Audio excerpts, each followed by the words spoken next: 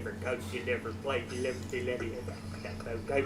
I am one of the greatest coaches in Notre Dame history. I'm one of the greatest coaches in college football history, and I'm here to tell you that Kyle Hamilton runs faster than Mock applesauce runs through my digestive system. Okay, he may be a 4.7, but he plays like a 4.3. I've seen it.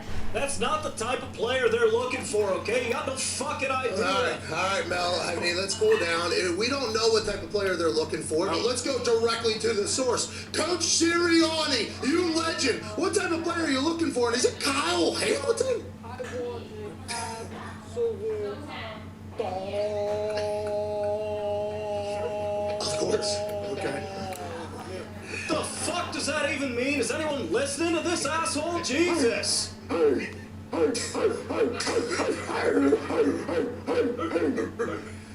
what matters. That's what I'm looking for. I'm looking for a dog. Of course. Well, of course you want a dog. Makes no Everybody fucking wants sense. a dog. And I can tell you this guy is a dog. And I'm greater than any time as much of a dog as my little beautiful 30-pound Cocker Spaniel Melania. Now that's a dog. That's a beautiful dog. You're into, the market for a dog. I would highly recommend maybe getting a Cocker Spaniel. We're talking about football players, not actual dogs, you fucking He is doofus. a dog. I'm trying to tell you time and time again. I bet he eats kibbles and bits. That's how much of a dog he is. I mean, what's everybody saying this guy's not a dog for? He went to Notre Dame. Of course he's a goddamn dog. This is fucking absurd. How does this guy keep getting fucking airtime every single year? Is anyone fucking listening to this idiot? Jesus Christ! Oh, Mel, relax, please. I did not expect that, obviously. Boys, I'm so sorry. From the sounds of it, all you fucking doofuses, man. Oh, shut the fuck up, MCDC! Jeez. Hey, sorry. Hey, Sheila, we grab coffee. What? I do not think Sheila Forehand is giving Coach MCDC any coffee. Must have been some other Sheila. Matt, no, I am so sorry. I did not expect that at all, pal. Can we get these guys out of here? I mean, that fucking doofus wins 2 games and acts like he's Newt Rockney. The other guy who thinks he's Newt Rockney has no fucking idea how old he is. And Glazer's probably knee-deep in cocaine and titties right now. So get these guys out of here. I thought this was my fucking night. Well, it's great to have you here, obviously. Well, you weren't allowed in Vegas, which was an accurate thing, but very thankful you're here. Let's get back into some good vibes, huh? Let's get some good vibes. What are we talking about here? Now, let's move along here, though. What a moment. Wow, brother, what a moment there. Let's bring in the college football national champion, Super Bowl champion, Ryder Cup champion from his attic in Ohio, AJ Hart. AJ, you look incredible, pal. How about fucking Lou J and Sirianni and MCDC and Matt Mel just leading this thing off? This is a positive night, AJ. Yeah, very positive. It was amazing that all 4 of them got together, 5, 6. I don't know, so many guys threw in there, but I'm pretty sure I heard Cocker Spaniel 30 pounds Melania. Is that true for me? Yeah, well, we don't know. We can't talk to him. We don't know. But we do know the first pick has officially been announced. All right. Absolutely perfect timing for your guys' blow up to end the way it did. Yeah. Roger Goodell jumps onto the stage and says, hey, with the first pick of the 2022 NFL Draft, the Jacksonville Jaguars had the #1 pick last year, and they did not get any better. They still had #1 pick, new coach, just like last year. They have selected Travon Walker. And Darius, I want to talk to you about this. His name just started heating up like 2-3 days ago. Literally, it was Aiden Hutchinson,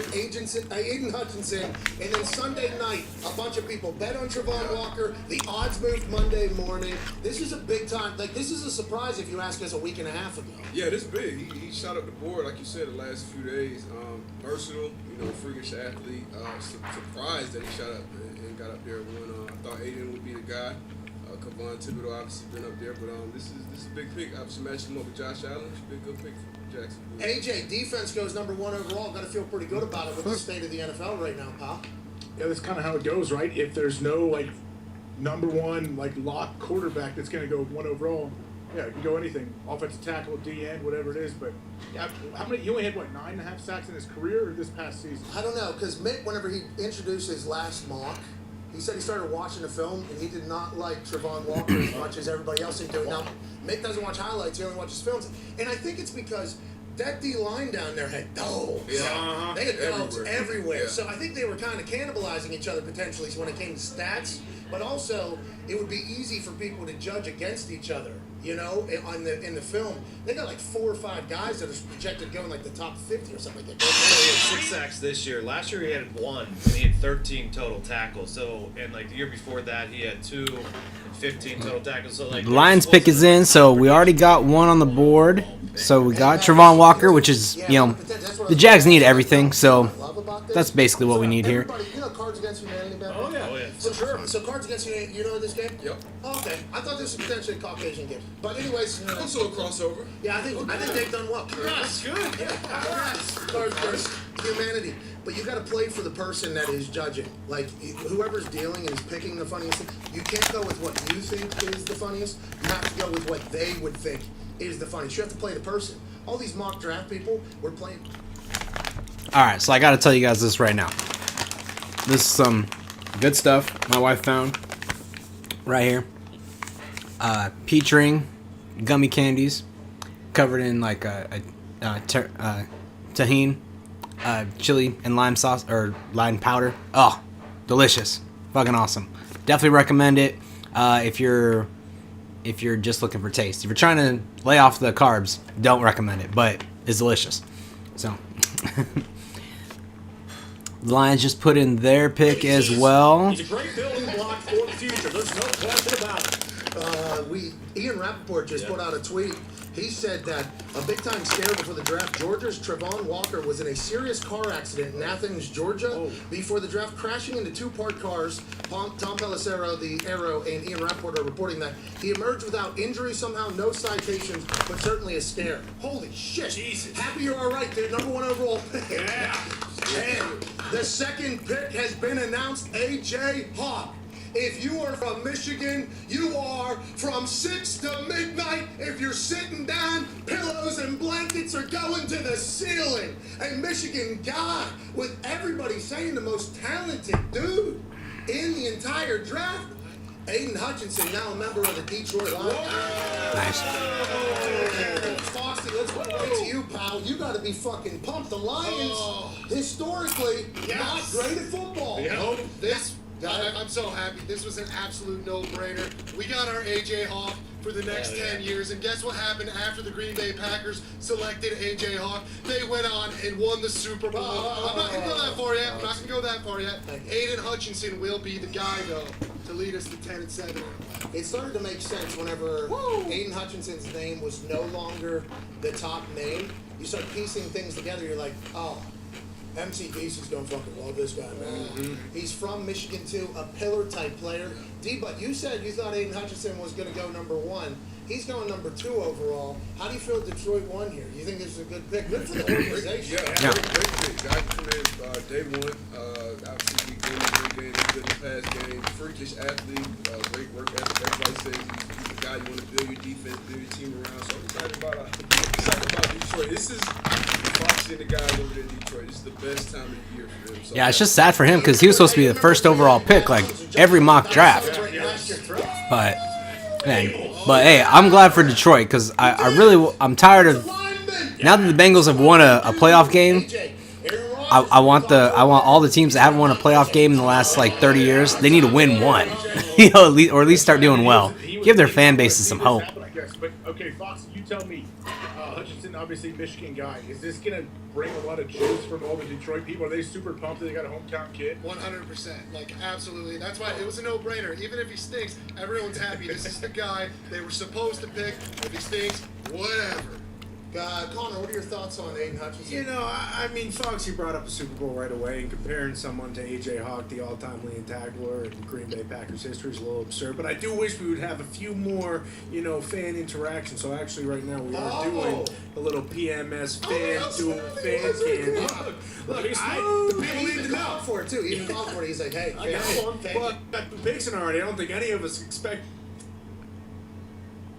But yeah, PMS FanDuel Fan Cam. Send in a reaction to your pick, whether it's good, whether it's bad. You know, the best ones are going to win $500. Yeah. And include your cash tag, because The obviously best ones are the ones that get chosen and played on the show. Yes, there it is. And this is not a part of the giveaway that we're doing with hashtag BMS FanDuel Draft Spectacular. This is on top of that. I mean, a lot of giveaways now. We're giving away the company tonight. We're trying to. Yeah, might as well. Yeah, this is Draft Spectacular. This is the biggest night. Aiden Hutchinson going to Michigan. This is fucking huge for Detroit. I'm like legitimately happy. Should help Okuda too. Yeah, well, I don't know if anything's gonna help him. But, Oh, they have Is Okuda stink?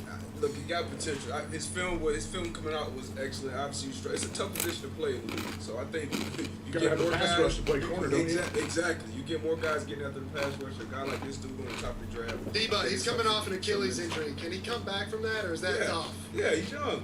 It's 2022. Yeah, he's no young. more Devontae. Come on. Good. And Akers came back in the same season last year. Come on. Hey, maybe Come the on, Lions Jeff. turn around on defense. Why not? Why? 7-10. That's what draft night's all about. They take Ritter at 32 now, don't they? Yeah, get a quarterback. Who knows? Who knows who's going to be there at 32, dude? A lot of mocks had a lot of things happening. I guess 6 will tell us a lot. Let's go to a war room, though, huh? Oh, here we go. Listen, it's very early in the night. That's because, you know, the team that is joining us right now doesn't currently have a first-round draft pick. But will they? Jim Irsay was tweeting. Ladies and gentlemen, live from the Indianapolis Colts War Room, general manager of said Colts, the Texas Southern Draw having incredibly handsome, good team builder. What the hell's going on next? Chris Ballard. Hey, how Appreciate it. How we doing? Hey, not too bad. How are you? Is it tense in there? Are you guys ready to go? Are we trading into the first round here tonight, or what? We might be. Whoa. It might happen. Connie made me turn the TVs off so y'all wouldn't get the picks sooner than the public did. Because the feed gets in here sooner, so he made us turn off all the audio. Well, listen, let's talk about this. You know, Jim Irsay's putting out tweets. Texans about to announce their pick, He's gonna button and that on. I think you got that on just in case with the next pick, you know, the documentary series that the Colts social media. damn, Derek Stingley. I was kind of hoping I mean, they're filming one of these something. cornerbacks, these top like 3 cornerbacks they're talking about, I was hoping they would like Hey, let's go. fall down to the Bengals, because I know the Bengals need some depth at the in the secondary. So Okay, look very happy. Hey, what's going on? So how does it go in there, Chris? You guys are just all hanging out, waiting to see what's going on. Are you thinking about implementing some stuff? Where are you guys at right now that the draft has started, but it's very early on? Well, it's too high right now. I mean, we wouldn't go up this high, but we'll just track it on who we think is going to come off the board, and we'll track it all the way down to the end. If we think there's a player we really like that we think we need to go get, we'll do it here at the when it gets reasonable for us. You know, in the first round. I don't want to break any news, but the Houston Texans, division rival, team that's rebuilding, obviously, seem to be doing a lot of that, but have a lot of promise. They just got Derek Stingley Jr. out of LSU, a corner. Whenever you hear, like, the rumors before the draft, how much can you take into account? Do you know anything else that we don't know on the outside, or are you just trying to read tea leaves through this all? Everybody's lying. What do you mean? Not me, dude. I'm fucking telling the truth. Everybody's lying. No. Nobody's telling the truth. And everybody's guessing. That's what the best thing about this is. Everybody acts like they know. They don't know. And they're just taking a wild shot to see what they can throw against the wall and see what sticks. And then when out of the 1 in 100 shots that stick, you know, then they jump on Twitter and they tell everybody they're right. But when they're wrong, Pretty cool, though. they're asking you to hear shit coming out of them. Hey, Chris, though. Hey, those retweets go whenever you fucking. Yeah. Go ahead, AJ. Chris, who do you trust or who do you lean on then throughout this whole process? Like, do you have to have a couple people you're close with that you trust that you can kind of share everything with? Only in our group, only in our group. We keep everything internally. And it's I'm just really lucky and fortunate to have a really good scouting crew. The coaching staff we work really well with. They put a lot of trust and faith in us, and the biggest thing is they have a vision we have the same vision for the player that we draft. And then we just roll. We don't listen to a lot of the outside noise. We line it up, and on draft day when it starts to unfold, we take who's left. And when you work this hard at it for this long, Why change, on draft day?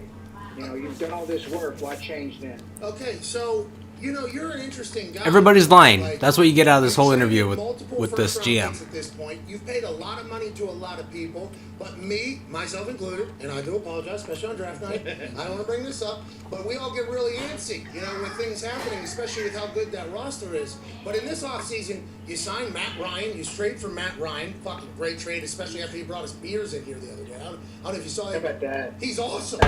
I know. And then you signed Gilly Lock. Sometimes you just get lucky. And then you signed Gilly Lock too. That's a big time signing. Like, what are you looking at now? Are you still is all after you sign Gilmore is all focused on the draft and then you worry about free agency afterwards, or how do you divvy up the time, especially around this period? Well, I mean, look, we'll try to acquire in the draft players that we think can help us, whether it's on offense or defense. Like, you don't want to jump up. I swear, NFL GMs around the draft, they should just announce they're gonna run for president, because I swear, these guys, all they do is they bullshit for so long, and it's absolute garbage. So I mean, he gives a very political answer there, and it's just just let us know, what are you doing? So if you know what you're doing, so I don't get it, man. But we got looks like the Jets pick is in. Just waiting for them to announce it. Man, after he visited with our doctors and we got the medical and we felt really comfortable at where he was, where he's at and what he's got left, and he's still got. I mean, even last year when you watched him on tape, he still has instincts. He still can play. And now getting him back 100%, I don't think at any point last year he was. So anybody in the chat, let me know you're going to see a if the that's got a chip on his shoulder and wants to prove a lot of. let me know if there's any issues going on, anything that I need to adjust, because I did have some technical issues starting up the stream. So just let me know what's going on, if anything's going on. Yeah, Mr. Ballard, good talking to you again. Listen, I know everyone's talking about how good this team is on paper, but as I'm looking at your roster, listen, you guys got a lot of holes to fill. I hate to be the one to break it to you, okay, but you do. And I know that you said you're not really thinking about moving up in the draft this year, but there's a lot of receivers out there that, Matt Ryan might be thinking, hey, I'd love to play football with this guy. So what do you say? You move it in? I mean, 15, higher? Where are we thinking? Mel Kiper? I mean, Mel fucking Kiper? Are you kidding me? What does Mel Kiper know? Why am I sitting here listening to Mel Kiper? Hey, listen, I can send you my big board if you'd like to take a look at it. That's amazing. How involved is Jim Irsay? Not answering. Last year, I asked you a question about a player. Turns out, he's available again. This year, he's even closer friends with the quarterback. There's a lot of veteran wide receivers out there. To Mad Mel Kiper's point, and in this draft, there's a lot of wide receivers. Is that an accurate read of this draft class? That there is a very deep wide receiver class, and do you think that this is just all right? So will the Jets once again fuck up the draft, or choose somebody that is a bust? Or pick someone with a lot of talent and then screw up their development. We will see here in just a few minutes. I mean, when you just filter it down to the high school level, all the 7-on-7, kids are exposed to a lot more in the passing game. So you're seeing wideouts come out. You're going to have them each and every year. And the real skilled kids are playing the position and developing really fast just because of the way they grew up catching and running routes and reading defenses. I mean, just the Madden, playing Madden, their kids today are so much more advanced than we were growing up in terms of their knowledge of the game, just because they're exposed to everything. I mean, with Madden football, you got all 22, you got access to everything. So I think that attributes to the fact that you're going to have more and more skill position players each and every year. And the Jets took Sauce Gardner, which was expected. If I thought Sauce Gardner was going to go as the first CB, but Derek Stingley got in there a little bit ahead of time. I was hoping one of these guys someone would break and they would fall to the Bengals, because I know the Bengals need help in the secondary, but at least some depth in the secondary.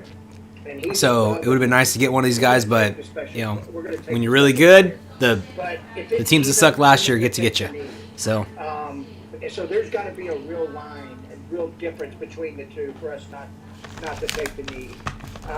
And sometimes it happens, sometimes it doesn't. Chris, we can't thank you enough for joining us. We'll let you get back to your work. Sauce Gardner just got selected to the Jets and went the wrong way to the stage. So I don't know if that's good news or not, but it'll all work out. Chris, good He's got a sweet chain. Yeah, he does. Hey, do you look sweet chain. Hey, do you look at any of that stuff? All that? Because when he showed up with the Sauce chain at the combine, I was like, okay, that's a corner that I fucking would like on my team. I think, like, hey, that's a guy. You have to think about all that stuff when you're evaluating a player, though, right? As long as they like to play, and as long as they like to work and they like football, I don't care what they wear. They can wear whatever they want. What about belt buckle? That's okay. I'm into belt buckles. I used to have a bunch of belt buckles. Did you earn them on a board? Oh no, I didn't earn them. Yeah. My wife earned them. Hey, respect. Okay, well, ladies and gentlemen, General Manager of the Indianapolis Colts, taking time out of the war room. Tell the boys we said good luck over there, Chris Ballard. Thank you. All right, thank you, Chris. That was awesome. That was incredible. Excited to see them trade in the first round for sure. It sounded like. Yeah, they are. Right towards the end, it sounded like they're definitely moving in tonight. That'll be hour 10 tonight. Darius Butler, Derek Stingley Jr. goes, and then now Sauce Gardner goes. 2 corners in the top 4. Fucking great for the position as a whole. What about Sauce, you think, is why the Jets... It was only, hey, by the way, Mick's pitching a perfect game right now. Sauce Gardner, a lot of plays, a lot of action, a lot of swag. I don't think he's ever really lost. This is going to be a great pickup for the Jets. Hey, great. It should be a great pickup. Long, rangy, ran fast tonight. I think what you're seeing right now, too, is I think a lot of these draft picks are going to be a direct result of teams reacting to the Bengals. Because they are, now that they've shored up their offensive line, the Bengals their offense is really scheduled to explode. They should explode even more than they did last year, especially with Joe Burrow finally getting a full offseason, like a regular full offseason, able to come back healthy and strong. He got sacked a lot, but didn't take a lot of damage. So he wasn't hurt, didn't miss any games, didn't miss any plays really. He's going to be able to recover and get over it and have a full offseason. And so you're seeing a lot of these teams take pass rushers and defensive backs right off the bat. And, you're going to see that. They need to react to these high-powered offenses. And I think the fact the Bengals were a team that everyone said, oh, they're still the Bungles and stuff like that. And they were able to make it to the Super Bowl. They were able to beat the Chiefs. They were able to beat the Titans. Both of those teams in their home stadium. The Raiders had a really good pass rush, and the Raiders really couldn't get to Joe Burrow that much, and that's why they lost the game in the playoffs. So this is I think these picks are showing that the AFC teams especially know, with all the good quarterbacks in the AFC, we need to either be able to get to the quarterback, or once that ball gets thrown in the air, we need to make sure that that ball is hitting the ground or it's not ending up in the hands of a receiver. So I think you're going to see that play out probably for the rest of the draft. They're going to make sure that they get a lot of D linemen. I think you're going to see a run on D linemen. You've already seen it. I think you're going to see a run on cornerbacks and just anybody with really good ball skills on the defensive side. I think you've seen it so far. We'll see how the rest of the picks go, but a lot of these teams need so much that it's going to be kind of weird. I mean, the Giants probably need a quarterback, but I mean they drafted a quarterback recently too, so maybe not. I mean, it's going to be kind of weird. So we'll see how it goes, but I really think you're seeing a direct result, a direct reaction to the Cincinnati Bengals and their success last year. And especially with all the trades and all the good quarterbacks in the AFC, especially the AFC teams, they need to make sure they can get after the quarterback if they even want to have a chance at the Super Bowl or even the playoffs for that matter. When it happened, it's like I think some people do. You can't fucking overdo it. Yeah. You got a kid. You don't want to get a personal trainer at 10 years old. You're going through all this specialized work. I think the most important thing for kids to do have fun and just fucking Play compete. sports. Just Play compete. sports, play football. Yeah. Play sports. Play multiple sports, compete, have fun, lose, win, and then once you get to an age, you're like, all right, this is what the fuck I want to do. Now that's when you invest all that time. You just go into getting it specialized. But this kid's doing it right. You got the Oculus, got Lamar Jackson. Hey, the Oculus is real too. Yeah, that's right. Amanda Serrano talked about it. The New York Giants pick is in. The New York Giants are taking Thibodeau out of Oregon. Holy shit. Wow. Congratulations to Is Mitt Kayvon. perfect so far? No. What's that, pal? What did Mitt miss? I feel like he's pretty close. He missed Stingley to 3. He had Thibodeau. So then he missed this one as well. Correct, But yeah. they were both in the first round. Yeah, he had Icky going to the Giants. But he's tied with everybody right now. Okay, so good on Mitt. Mel Kiper, Thibodeau, a couple months ago, #1 overall pick. Then, because he talks about... These are this is a fucking quote, delicious. not from me. So good. Because he talks about NFTs, Yeah, dude. crypto, and So good. things You on got the internet. try them. They're Old good. school football They're good. players are, "Well, let's go, what the Yeah. fuck's wrong Yeah. with this There you guy? go. This guy don't like fucking football, dude. What's he talking about? Fucking NFT? I don't need a fucking... They are not a NFT, sponsor. dude. All right? I need a fucking football. Nobody's even watching this right now, so I'm just enjoying A myself. lot of teams saw that, this dude is a stud of a football player and probably going to be a pillar over there in the New York Giants that need help bad right now. Yeah, I'd say so. Personally, I don't love the NFT garbage, all that other stuff, but I'll tell you what, you look at the tape and it doesn't lie. He's an explosive athlete, incredible base of power. He has a violent disposition about him. So what if, he might not love football. Big fucking deal. He's a great athlete. The one thing that you might say is a guy like that, I don't know, a lot of distractions in New York. I don't think that's going to be the case. Shadows in New York City. You're right. That's a good point. It is technically in New Jersey, but you look at this guy. He's just too good of a prospect to turn that down. suit, man. Oh, it's clean. Oh, wow. He's got that thing. This guy's fucking jacked. I know that. Yeah, I don't know who's on stage with Roger because we don't have the sound, but this dude, great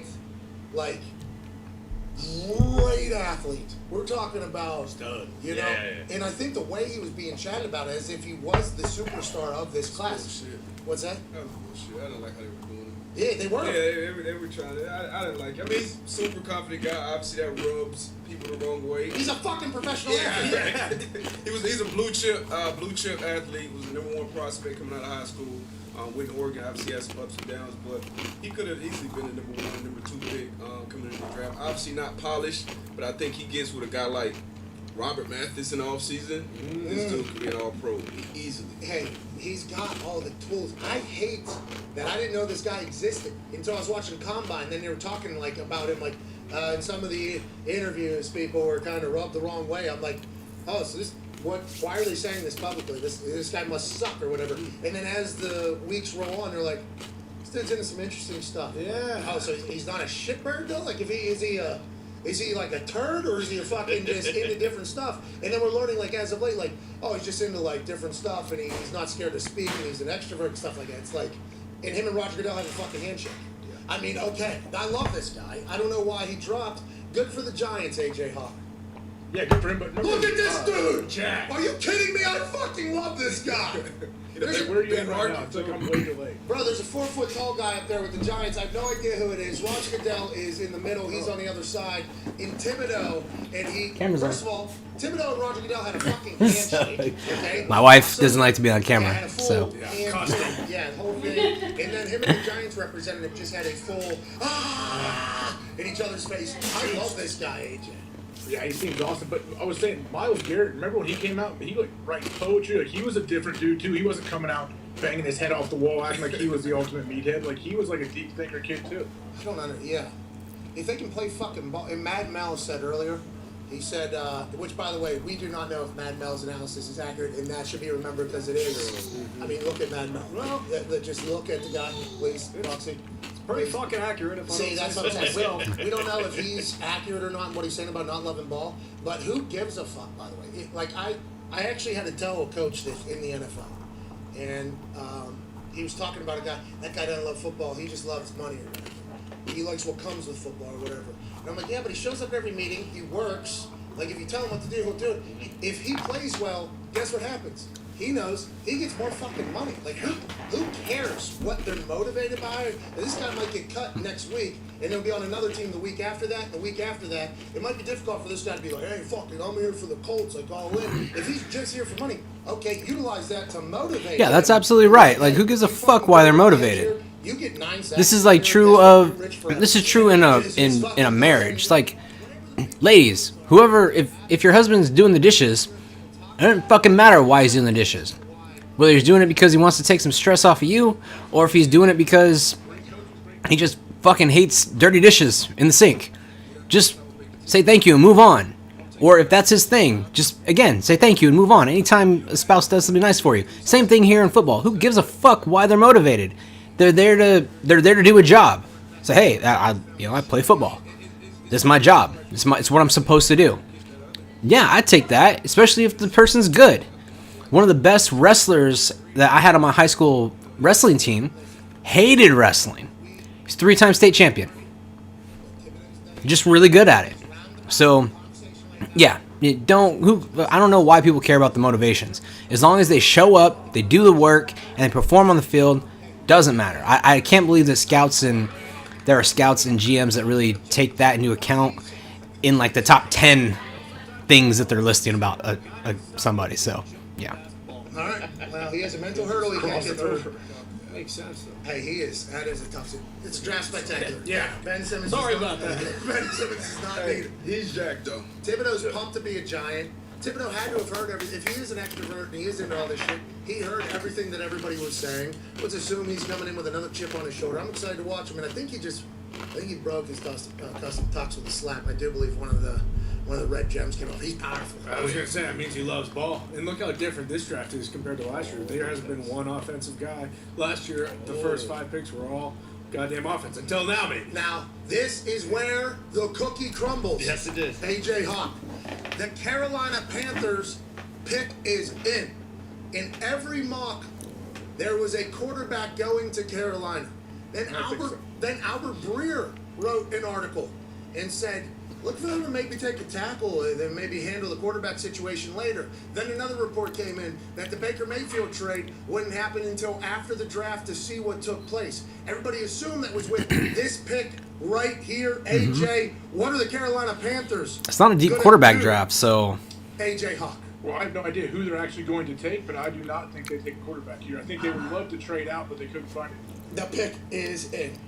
The pick is in. Yeah. I think D-Butt got the same update that I got. The Panthers need everything. The Carolina Panthers, with the 6th pick in the NFL draft, are taking offensive tackle Ike Ekwonu. Wow. It's a good pick. That's a good pick. If you games are won and lost at the line of scrimmage. You can't go wrong with a solid O lineman or a solid D lineman. So that's where the game's really won and lost. So it's blocking and tackling. Yeah, and if you absolutely suck like the Panthers do, then yeah, offensive lineman is the way to go. So I think the Giants are back on the clock. So I'm going to see what the wife has for dinner. So I shall return. Shout out to Ari Mirov. Ari said, I was fucking selling mortgages a year and a half ago. I hated my life, okay? I pay attention to the internet all day, every day. The Panthers, number 6. Pass on a quarterback and take North Carolina State offensive tackle Ike Ekwonu. Carolina's next scheduled pick is at number 137, so the veteran quarterback market could be where they're looking at. Ekwonu is regarded by most as the safest pick in this draft. Got to meet him at Radio Row, fucking cool dude. Very cool dude. I think he's repped by the same people that are repping Nathan Hutchinson, so congrats to them having 2 of the top 6 picks in the NFL draft and probably more. Let's go. He's in Carolina, right? NC State stays in Carolina. If this guy's a pillar tackle for you for the next fucking 15 years, it's a home run. If not, they feel like it's at least some protection for whatever quarterback they're going to have. I'm happy for this guy, D-Bud. Great pick. You got a premium pick in the trenches. Obviously, you got to get a quarterback back there. I don't think Sam Darnold's the answer. He's $18.5 million. You love Sam Darnold. Yeah, you're Sam Darnold guy. Yeah, from the beginning. Yeah, you from the before you wore any of these suits. They better fucking do everything they can to get another quarterback. I mean, absolutely everything. What about Baker? Sam Darnold just cost Daniel Jones $22 million. But yeah, you got to get a quarterback. Baker will be an upgrade from Sam Darnold for sure. Jimmy G would definitely be an upgrade. But we'll see. This big time pick though. So now that the quarterback didn't go there, where will the quarterback go? People are saying like 16, 17. Isn't that what it was? Tony, I think you said the stat is if he doesn't get picked in the top 3, he falls till 20 or 18 or something. I think like if you look at it, Seattle may be the next spot. Saints at 12. Saints are at that 12. Yeah, but they got Jimmy Winston. So they trade up to 12? No, they got 2, don't they? No, yeah, but they're at Trading to the 16 and middle. 18, I believe they are. Yeah, remember they made a trade to get to the middle of the pack. With the Eagles. That's what Move the Sticks told us today. He said a lot of people think Saints are in for a QB. At Bubba Gumpino back there looking fresh to death. Thank you, sir. Hey, Gumpy, your hat game's strong. Yeah. The Hammer Down boys got great hat game. You don't mess around. His art, you don't mess around. Especially on Draft Spectacular night. I'm fucking happy for Icky, man. Yeah, that's awesome. Because there was a lot of conversation about who's the top tackle, who's not the top tackle. I don't think Icky was in the top 10 for a lot of people's big board like a week ago. And then Evan Neal was the top one, then he slipped out. Then Cross was up there for a bit. It has been a fascinating tackle market for the last 2 weeks. What's real, what isn't? Icky's a fucking Panther at 6, and there's still no quarterback drafted. I was reading about Icky the other day. Apparently, out of high school, his brother was a 5-star, and he has a twin brother, I believe. And a lot of schools were coming to recruit Icky just to try to get his brother. And NC State did not do that. That's why he went to NC State. And now he ends up obviously going way over. I know his brother's getting drafted. Hey, super duper clean cap with me. I'm excited to see what he does with Goodell. Great suit. You mentioned it. I mean, this has got to be maybe the seal of draft thus far. I mean, this guy, oh my God, he jumps off the tape. He's an absolutely unmissable product. Like you said, we saw him in person. Massive fucking pooper on this guy. Reminds me a lot of Alexis Texas in her prime. So, you know, when I saw that, I said, Jesus Christ, this guy is a franchise tackle that's going to be protecting your guy for years to come. But he also had that athletic build too. Absolutely. Like he looked very casual. Like He's a dancing bear, and I'm not talking about the videos that you've probably seen on Pornhub and all that kind of stuff. You know, I mean, Matt Mel, you all right, dude? Pumpkin pie and smashing balloon. Well, like I said, you know, you lead up to the draft process, and you know, sometimes these tapes tend to blend together. You got to mix things up a little bit, you know, a little different flavor. Go ahead, Tone. What were you gonna say about Icky? They were saying he is by far the best run blocking tackle and offensive lineman in this draft because he is just ginormous, and once he gets on you, you're done. Hey, look how athletic. They're showing a film of him right now, a baller in space. He just locked up a safety, squared him up, and threw it. AJ, what a freak show athlete this guy is. Yeah, he can. I know he can play guard too if he has to for some reason. So yeah, he's super athletic. I feel like he started playing football late too in his life. He's one of those guys that's, I don't know if he grew late or whatever, but I know he's very, very athletic. Pro Football Focus, Darius Butler's organization, graded him at a 93.8% run grade. Pretty damn good. Connor, your thoughts, pal? I mean, McCaffrey, this is perfect for him. Yeah. That guy loves running as fast as he can with his head down in the defenders. So. Hey, is he going to fucking chill out this year or not? I mean, I don't think so. I don't know if you can take away the guy who's driving the car who loves car crashes, you know? Fortunately, he's going to have great 6-7 games. Dude, who's on? It was him and Carson. Burrow. Joe Burrow after his first year, but he learned. I actually did. I heard him in a mic'd up say, I'm not getting hit by you guys. Done with it. Carson Wentz says, nah, hit me again. And then Christian McCaffrey, he fucking explodes into collisions. And it's like, it's incredible to watch. It's amazing to watch. He took over that team from Cam Newton, I remember. This is so much more fun without Mel Kiper chiming in. Like, the fake Mel Kiper they got here is so much better than the real Mel Kiper. Create this beast that is Christian McCaffrey. If he can stay healthy for a year, which I don't see how it's possible for the way he runs. Yeah. I don't, in a physical contact sport at running back, I don't know how he ever makes it a full season. That team, I mean, Tepper's going to spend all the money. Christian McCaffrey's the guy that you want to kind of build around, I guess. They need a quarterback bad. Need a quarterback bad. That's a lot of assets in that defense side of the ball. A lot of picks, a lot of draft picks. I have to get J.C. Horn back healthy next year, but C-Mac's got to stay healthy for that team. They were a completely different team once he went out of line. There's zero chance of him remaining healthy. You hear me? Gotcha. There's no We're playing too hard, I think. He does. Yeah, and you mentioned September. Giants have another pick. The pick is in. What? The pick is in. Excuse me? What happened? What was that? What happened? Are you serious? What's going on? All right, we'll see that again. We'll see that again. I assume at some point. Yeah, okay. Last year was the grill. Remember the grill? We got sick of the grill 3 picks in. So Foxy saved that one for fucking pick 7. Smart back there, Zito. Smart in the back. Good work, gentlemen. I think I've done cocaine with that man. Nick is dressed up like Johnny Yinzer Depp right now in court deposition. He looks amazing. This should be you every day, by the way. Thank you. The Giants select Alabama offensive tackle Evan Neal at 7. So back-to-back tackles taken. This was at the beginning of it. The top 2 tackles, it was Evan Neal. Then it was Icky. Then it was Icky and Evan Neal. Then Evan Neal was moved out. And Cross was moved in. Then Icky was moved out. And Evan Neal and Cross were the top 2. Look at that guy. Yeah. Dude, the jumping split Are you he did. serious? AJ, the jumping split he did on the internet a couple weeks ago, dude. Look at his arms. Yo. Good luck. So he's like 370. You mean the legs attached to his arms? Freshman in high school, like 370. I think Jesus. Sit down with Jeff Schwartz. He's huge. 6'7.5", 337. Put together too. AJ, this is that new league that you would never get a sack on out right here. Get a sack. I mean, I'm just running away from this guy. I don't care. Jeez. His hand's almost hitting the fucking thing.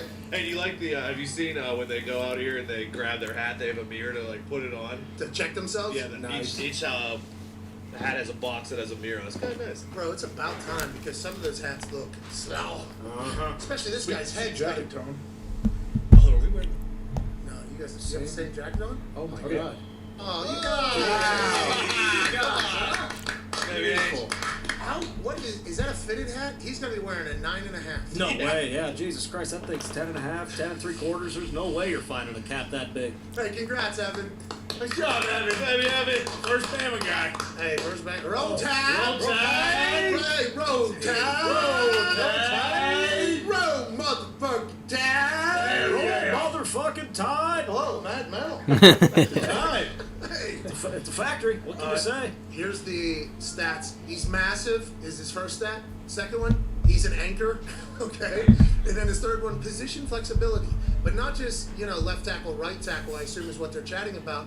He has the ability to jump up and do a fucking split and land on boxes or whatever.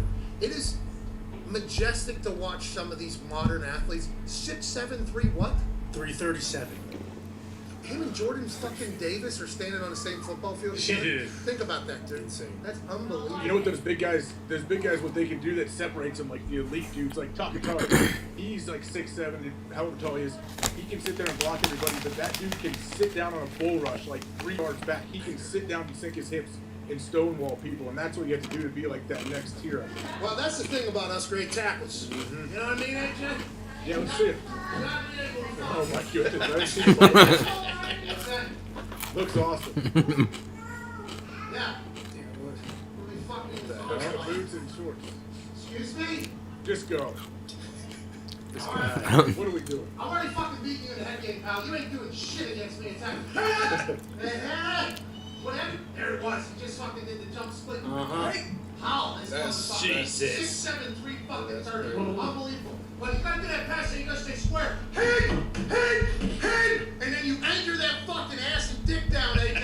And then you fire those. Hey! Hell yeah. Oh, what I'm saying is, you got to be able to anchor once the guy already gets his head in you and he's pulling you. You got to be able to sit down and stop him. Now that's why you use your fucking hands, AJ. You would never make it. Bang, bang, boom! I walk up the goddamn head. He's already into your body though. No, I took the fucking ride down and I said, get off of me! Hey! AJ.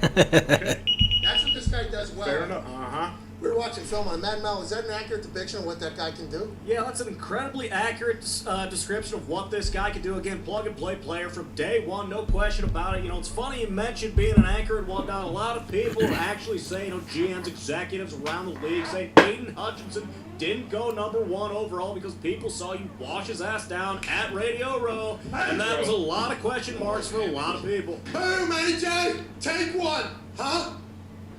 I mean, I really hope that his family would probably be pretty upset at you. I'm sure his mom and dad would be pissed if they knew that you ruined his chance of going number one. I couldn't even fathom what the fans and what the family of Aiden Hutchinson thought right there at Radio Row. And I fucking just washed his ass down. What was it, a half a second? All right, so the Falcons got a pick in now. Fucking favor, he's going home. Pick is in. Let's see what's going on. He was like, "Well, fuck, I ain't taking that guy. You don't have to sell me." I apologize, but that's what I do when I practice that pass set for nights like tonight. I practice that pass set for when I'm on a stage with Aiden Hutchinson. When Cam Hayward, future Hall of Famer, guess what? Not against me, pal. We picked up fucking 20 on him inside. That's right. Yeah, see you. They're picking me up with their left hand and driving me. Who cares? I got the block. Guys, go. Jonathan Taylor just scored a fucking touchdown. Welcome to the NFL. Move the sticks, baby. We have a. Is this a fan reaction or a? So it's not a. It's an acquaintance, right? Yeah. Okay, so it's not a fan. So the boys actually. This is my first time seeing this. This is my first time seeing these. The boys actually did research before this draft spectacular. They actually caught up with an acquaintance of Evan Neal. Evan Neal. Yeah. Before the draft today. And this is what we were told about Evan Neal. Woo! I knew he'd get drafted. We all did. He's the best. First round pick. We both said it. I mean, look, this guy, he drinks, okay? 3 cases in one night. Didn't even get drunk. Who cares? He's still the best. He's going to take the game. He's going to win the, we said it, MVP. Okay. How about it? All right, so the Falcons just took Drake London as a wide receiver from USC. So they had horrible production out of their wide receivers last season. Their tight end was led their team in receiving yards, and then on top of that, one of their best receivers is going to be suspended all next year for gambling on games. So so this works out for the them. They got the right they picked the right position, but the problem is they don't really have a quarterback. So who's going to throw them the ball? Because they got rid of Matt Ryan. So I guess we'll see, but yeah, I mean, who's going to throw this kid the ball? So hopefully this receiver can kind of make up for whoever their basically backup quarterback is, who's starting this year, whoever that is. So we'll see. There's veneers. Okay, we don't even know who's on the clock right now. The Falcons. Oh, whoa! Drake London. Okay. Wow. The Atlanta Falcons select Drake London. Everybody had them picking a wide receiver because Calvin Ridley had a 12-game parlay. Had to get it off. Yeah. Had to get it off. That's right. Obviously got suspended for an entire fucking year from it. Julio Jones no longer there. Kyle Pitts is one of their only options. They bring in Drake London. There was quite a conversation about who the top wide receiver was in this draft. Drake London out of USC wins. Tone Diggs, you had something to say, I believe. On TV, they're saying this dude's catch radius is absurd. Yep, so watched a little bit of the tape today. He is a ginormous human being. Kind of remind me of Vincent Jackson, if you remember Vincent Jackson from the Chargers and Bucks, I believe. Huge guy, fucking huge guy. He actually, after the catch, too, like, very tough to talk. 6'5", I believe, if I remember correctly. He will run over DBs. He can basically throw it anywhere in his area, and he's going to come down with it. The interesting thing about his stats as we watch a highlight of him jumping over a corner, and then from high school, 360 windmill. Shit, that was pretty nasty. Oh, they said 540 dunk. I don't think that was 540 there. That was like a 360 windmill, but I mean, call it whatever you want to fucking call it. It's only up from here, says Drake, as he is obviously posting the Drake Champagne Poppy. What's that building called there in Toronto? Well, it's the CN Tower. Oh, the 6. Views from the 6. Drake, that's clever. Big body. The Atlanta Falcons have had a lot of big bodies at wide receiver. Yeah. It's almost like they have a type down there. Hey, listen, we want big motherfuckers who can move. Drake London appears to fit the part. Pro Football Focus says he forced 22 missed tackles on receptions in 2021, and he missed the last 4 games with a bad ankle, so that probably would have gone up. This dude's a yak guy, too. I didn't expect him to be the number 1 guy off the board, though, because people are saying top of the route can't get open. I don't think he has to, AJ. Well, I mean, if he's 6'5", what is his wingspan? It's crazy. So the whole catch radius, all that terminology they love to use. Yeah, 50-50 balls. I would imagine this guy's pretty good. So Mariota's the quarterback down there, right? Yeah, that's right. Mariota, we saw him in that one game when Derek Carr blew out his groin and hip and everything. That's right. Drop it on a dime to Darren Waller. Mm-hmm. Now he's got a guy he can go back shoulder with if he has to. Put it absolutely anywhere. Congrats to Drake London going top 8, dude. I'm very happy for him. Yeah, hey man, Kyle Pitts, both probably unbelievable, red zone targets. I think they did the Drake quote because Drake actually put like $400,000, I think, on him to go be the first wide receiver drafted. So it's a little bit of a connection. Hey, Drake's got a hot hand. Yeah. Drake's got a hot hand. Hey, Drake. Hey, Drizzy, if you're watching, hey, Drake, Champagne Poppy. It's good, dude. I hope the views from the 6th are great. Seen on the internet, you just bought like a $53 million estate in Los Angeles, too. Seems like you rented out Los Angeles Dodger Stadium for a date one time. Mm-hmm. You're fucking gambling on roulette and winning, and you're gambling on NBA and winning. Yep. You're gambling on the NFL and winning. Why don't you try to get in this fucking game, Drake? Yeah. Use the hashtag PMS FanDuel Draft Spectacular and go ahead and tweet your cash tag from Cash App, how many peanut M&Ms you think are in this bin, and also say something nice to somebody. Oh, that's cool. Nice. Set one up. Yeah, just say something nice to somebody because the Draft Spectacular. The bin is rather large. Yeah, I assume someone went out and bought that and just filled it up, and they're probably going to be pretty damn close. What's that? I'm assuming when went out, you said, why is he doing it? As soon as you said that was my first thought. Oh, someone's already on the way to the store. No, well, it's going to be hard to find this bin. Yeah, you got to get the exact container. Yeah, that's why we covered the bottom. Is it a false bottom or not, huh? Oh. Speaking of false bottoms, Johnny Depp, how much cocaine do you think you can put in this fucking thing here? Blow out? I could certainly hold a meticulous amount of cocaine. All right. Step size. So guess what's in there?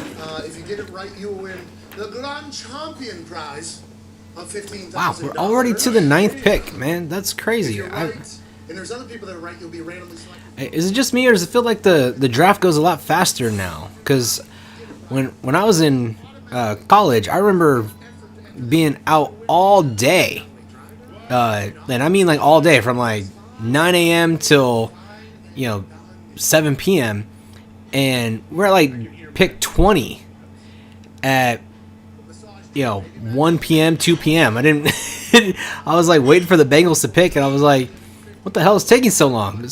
Like, are they only getting like 6 or 7 minutes between picks now, or because I remember it being like 10 or 15 back in the day. That's crazy. So I mean, this is going pretty quick, a lot quicker than I expected. So maybe I'll be able to get dinner a little bit earlier tonight, I guess. Wet Gatorade bottle. Yeah. And it turns out when you get a peanut M&M wet, not good. No. Not good at all. Chocolate candy coating comes off pretty quickly. I believe we also have 100,000 people watching. Holy shit! Whoa. I think we have 100,000. Yeah, Okay, we do? Yeah. Okay, good. Well over. Oh, congrats to us. Yeah. Okay. All right. 14. Here we go. Since we just hit 100,000 concurrent viewers, right now, if you use hashtag PMS SeatGeek Spectacular 100K and send us a screenshot right now.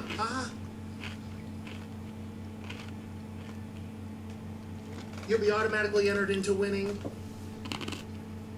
2 tickets to the NFL opener at SoFi Stadium. Whoa, that's sweet. We'll also toss in flight and hotel. Wow. Holy shit. Yeah, 2 tickets to the opener since we got 100,000 concurrents right now.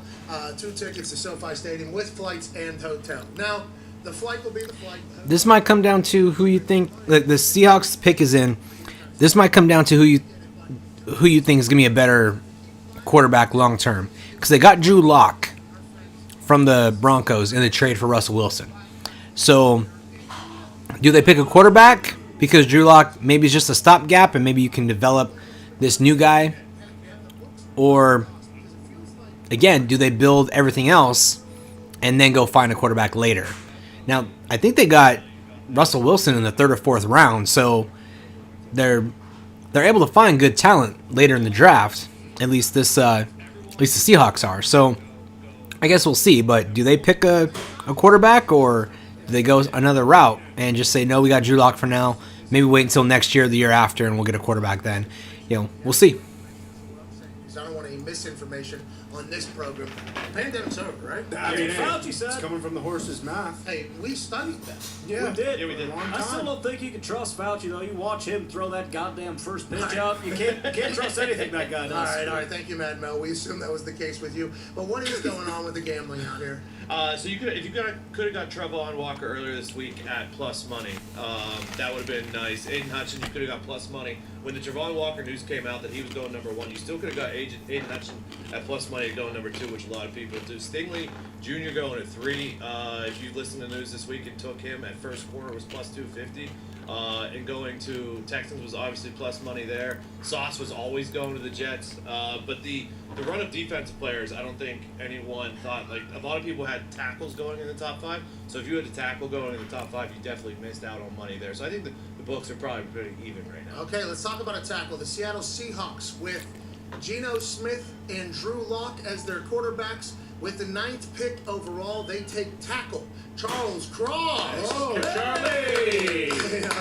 Congrats to Mississippi State. Let's go Bulldogs. Yeah. Bulldogs. Cowbell we get a ring. Offensive tackle for that quarterbackless team, D. But what do you think that means? Do you think they're in the veteran market all of a sudden, or Geno Smith, Drew Lock going to be the guy? I think they got to be in the veteran market, but I mean they're in rebuild mode right now, so you got to rebuild. Pete Carroll's 90 years old, isn't he? Oh yeah, just about. Yeah, he's 70, so I mean it sucks for him, but they definitely get rid of Bobby, get rid of Russ, get rid of those guys, get rid of them. So you got to go in the trenches. I think it's a good pick. Anytime you draft a tackle, I think any football person will say, yeah, this is a smart idea to protect the quarterback. You always got to do it. AJ, 3 tackles now. The 3 that we thought were going to go early have gone early. Now what the hell happens? This is when we start dabbling into the territory of us not knowing who the fuck any of these guys are, AJ. Yeah, so the Jets are on the clock right now at 10. So, I mean, everyone's waiting to see who the first quarterback off the board is, I feel like, right now. Maybe the safety from Notre Dame comes off the board early, or he may fall towards the end because people devalue safety.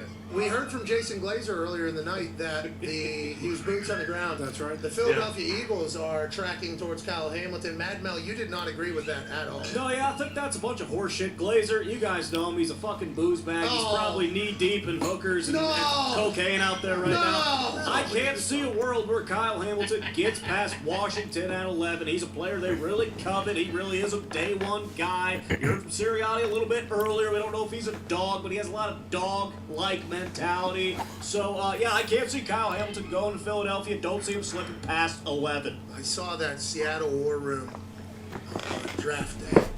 You know, when Kevin Costner was abusing their GM. Yeah.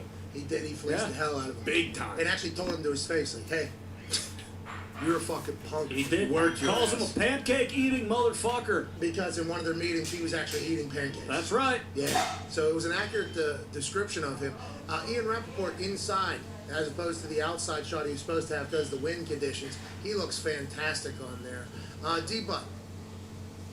Who's picking next? Who are the Jets taking? Jets. They were supposed to go Sauce and Cross, remember? It was supposed to go Sauce and Cross because everybody had the whole, Chris Cross, Sauce. Olave or Garrett Wilson. I'd be shocked if it wasn't one of those. Yeah, Zach Wilson needs a weapon, right? Yeah, give him some more weapons. Maybe Hamilton. Yeah, Hamilton and Sauce in the same draft. It did just pop up. They're not expecting to trade for Debo, so Debo probably staying in San Fran now because that was the other team that they thought he might go to. Yeah, because Bob Saleh has the ties to Debo and knows exactly how good he is, and they were willing to go all in and be aggressive. But if they made a pick, obviously the 10th pick or their 4th pick wasn't involved in a trade, so they're probably not getting Debo. Move the sticks, best available. Wilson, Hamilton, Jermaine Johnson. Jermaine Johnson would be good. Hey, you know Coach JB fucking in the draft. This fucking guy. The pick is in. The commissioner has some respect, dude. That is not. It looks like him. The Jets will select Ohio State wide receiver Garrett Wilson. Okay. Hey, good analysis here, Pro Football Focus, Darius Butler and Tony Diggs. Get ready for some Wilson to Wilson action. Oh, That's pretty good. Not bad, Ari. Hey, maybe get Tom Hanks' fucking volleyball involved. Oh. That's a video. The Jets should have Zach Wilson, throw fucking Wilson to Wilson. Boom! The internet loves it. The Jets are all the way back. That's a great idea. Garrett Wilson, I'll tell you what, looked at his tape earlier today, very explosive, jumps off the page at you. Played in the Big Ten, I'll be honest, a lot of the stuff I was watching didn't look like anyone was really guarding him, but that's what happens when you're playing Indiana, Purdue every single week. I think he's going to be an absolutely dynamite playmaker, for Zach Wilson in New York. I love this pick. Wow. Hey, Ohio State's got some dogs at wide receiver, yeah. huh, AJ? Yeah, I think we're going to see the receivers go now. Like Jameson Williams, right? The Alabama kid. Hey, let's look at some trends of this draft. Okay, DN, corner, Sweet corner, shades of suit. tackle. Now that a wide receiver, like what are we going to go on a run here? Drake London, then Wilson. Is Olave going to go next? What do we got? Because Olave and Terry McLaurin on the same team. Bro, is there going to be any trades either? Like, I'm getting fucking bored. Yeah. I was just thinking the same thing. Like it's been a pretty straightforward draft so far. So I'm like, man. The next Vontae Adams. Who or last? No, this was Julio. Yeah, this is next Julio. Yeah, Olave was the faster Keenan Allen. Saying this guy's the next Garrett Wilson's the next Julio? Dude, this is Dan Orlovsky. He's fucking 5'11", Orlovsky. What are you talking about? Not a chance. You don't get it. No. Well, apparently not. I don't think Orlovsky fucking gets it either. Well, Bigger than that, right? Hey, he was wearing a green suit today. Yeah. It was Looked nice. pretty damn good, I will say that. Where is he right now? Orlovsky? Yeah. Plays out there. I remember we talked about last year, blacked out drunk with a steak. Did I do the show? No, I think I don't know if he's on the show or not. He might be like Schrags night 2 or whatever. Yeah, he has 8 hours, I think, from like 6 a.m. to around 2 p.m. on ESPN. There was no reason for you to say that. That's just what I've heard. Hey, congrats to Garrett Wilson. Oh, he did the OH. Yeah, he did the OH! Iota Garrett, yeah. That was to you. Yes, we're on NFL Network. Did Chris Angel do his thing? Oh, did Chris Angel get the How did I fucking... miss this? Hold on, Chris Angel get the first 3 right? I don't know. I didn't. Somebody check his Needed Angel update. Chris Angel showed up in the middle of the pre-draft. Whoa. Darius, he's freaking Show people's the park minds. bench What the hell video. did he just say? D-Buds. Do you know Chris Angel? That's our He era. broke Roger Goodell in half and flipped his body around, his legs above his body. That is not what happened. We were hoping potentially that he would redo his park trick where he was picking people, upper bodies up and putting them on other people's lower bodies in the park. We thought he was maybe going to do that to Roger Goodell. What we knew was going to happen was something was going to be dangling like he did in Allegiant Stadium in Las Vegas while wearing football pads last season. He's back. The NFL brought him back. He had a suitcase that was locked shut, and then it was hanging above the ESPN draft show set, and he predicted the first 3 draft picks. He did that today. Yeah, we don't know if he was right, though. We saw him come out. He was not wearing football pants. He looked very professional. We thought he was like, what is your deal? You don't like Chris Angel? That's what's up. Here you go, Pat. Finally. Jeez. Damn. Holy shit. Here we go.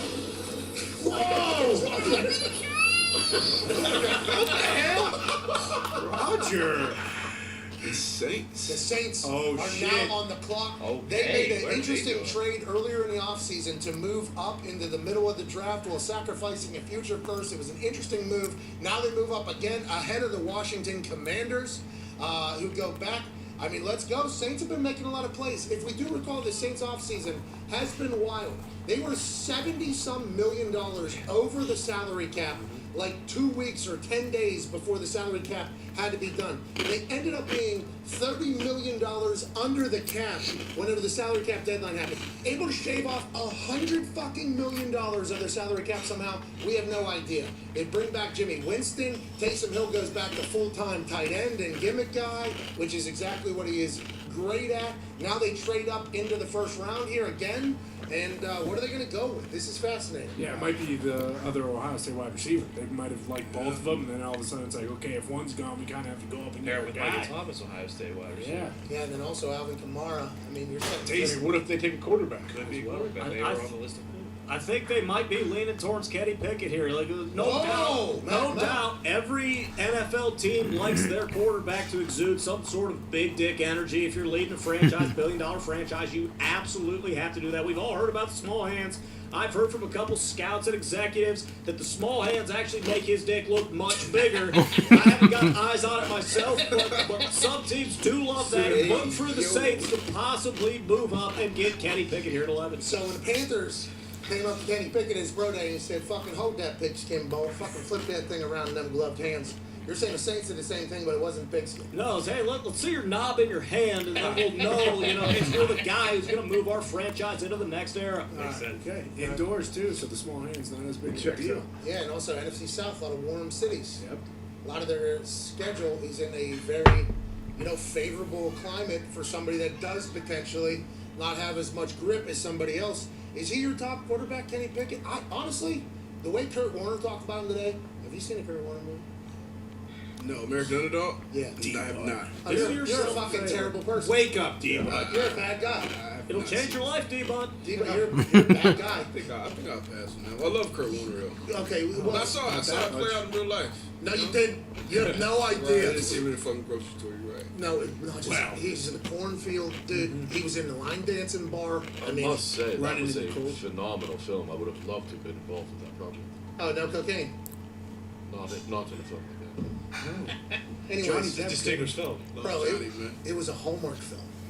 Like, I didn't know I was getting into a Hallmark film. Okay, I ain't never watched a Hallmark film before. Believe it or not, the dumbass that only talks about sports and tries to keep up. So while I'm watching this movie unfold, I'm like waiting.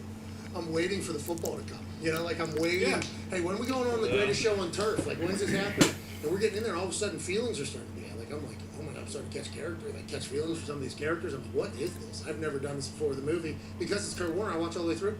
Fucking cry. A little bit of football, a lot of life.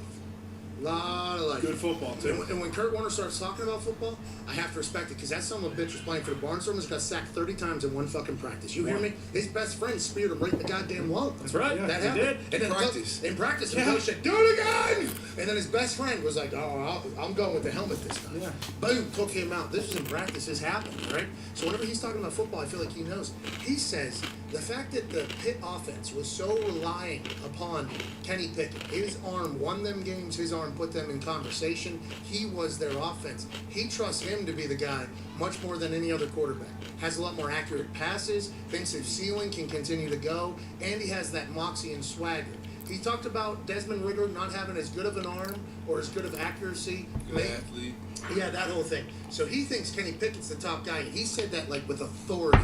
Nobody else has really done that, I think, in this entire draft class. It's like every quarterback is kind of talked about in the same conversation almost. Yeah, I mean, it's not one of those guys that stand out.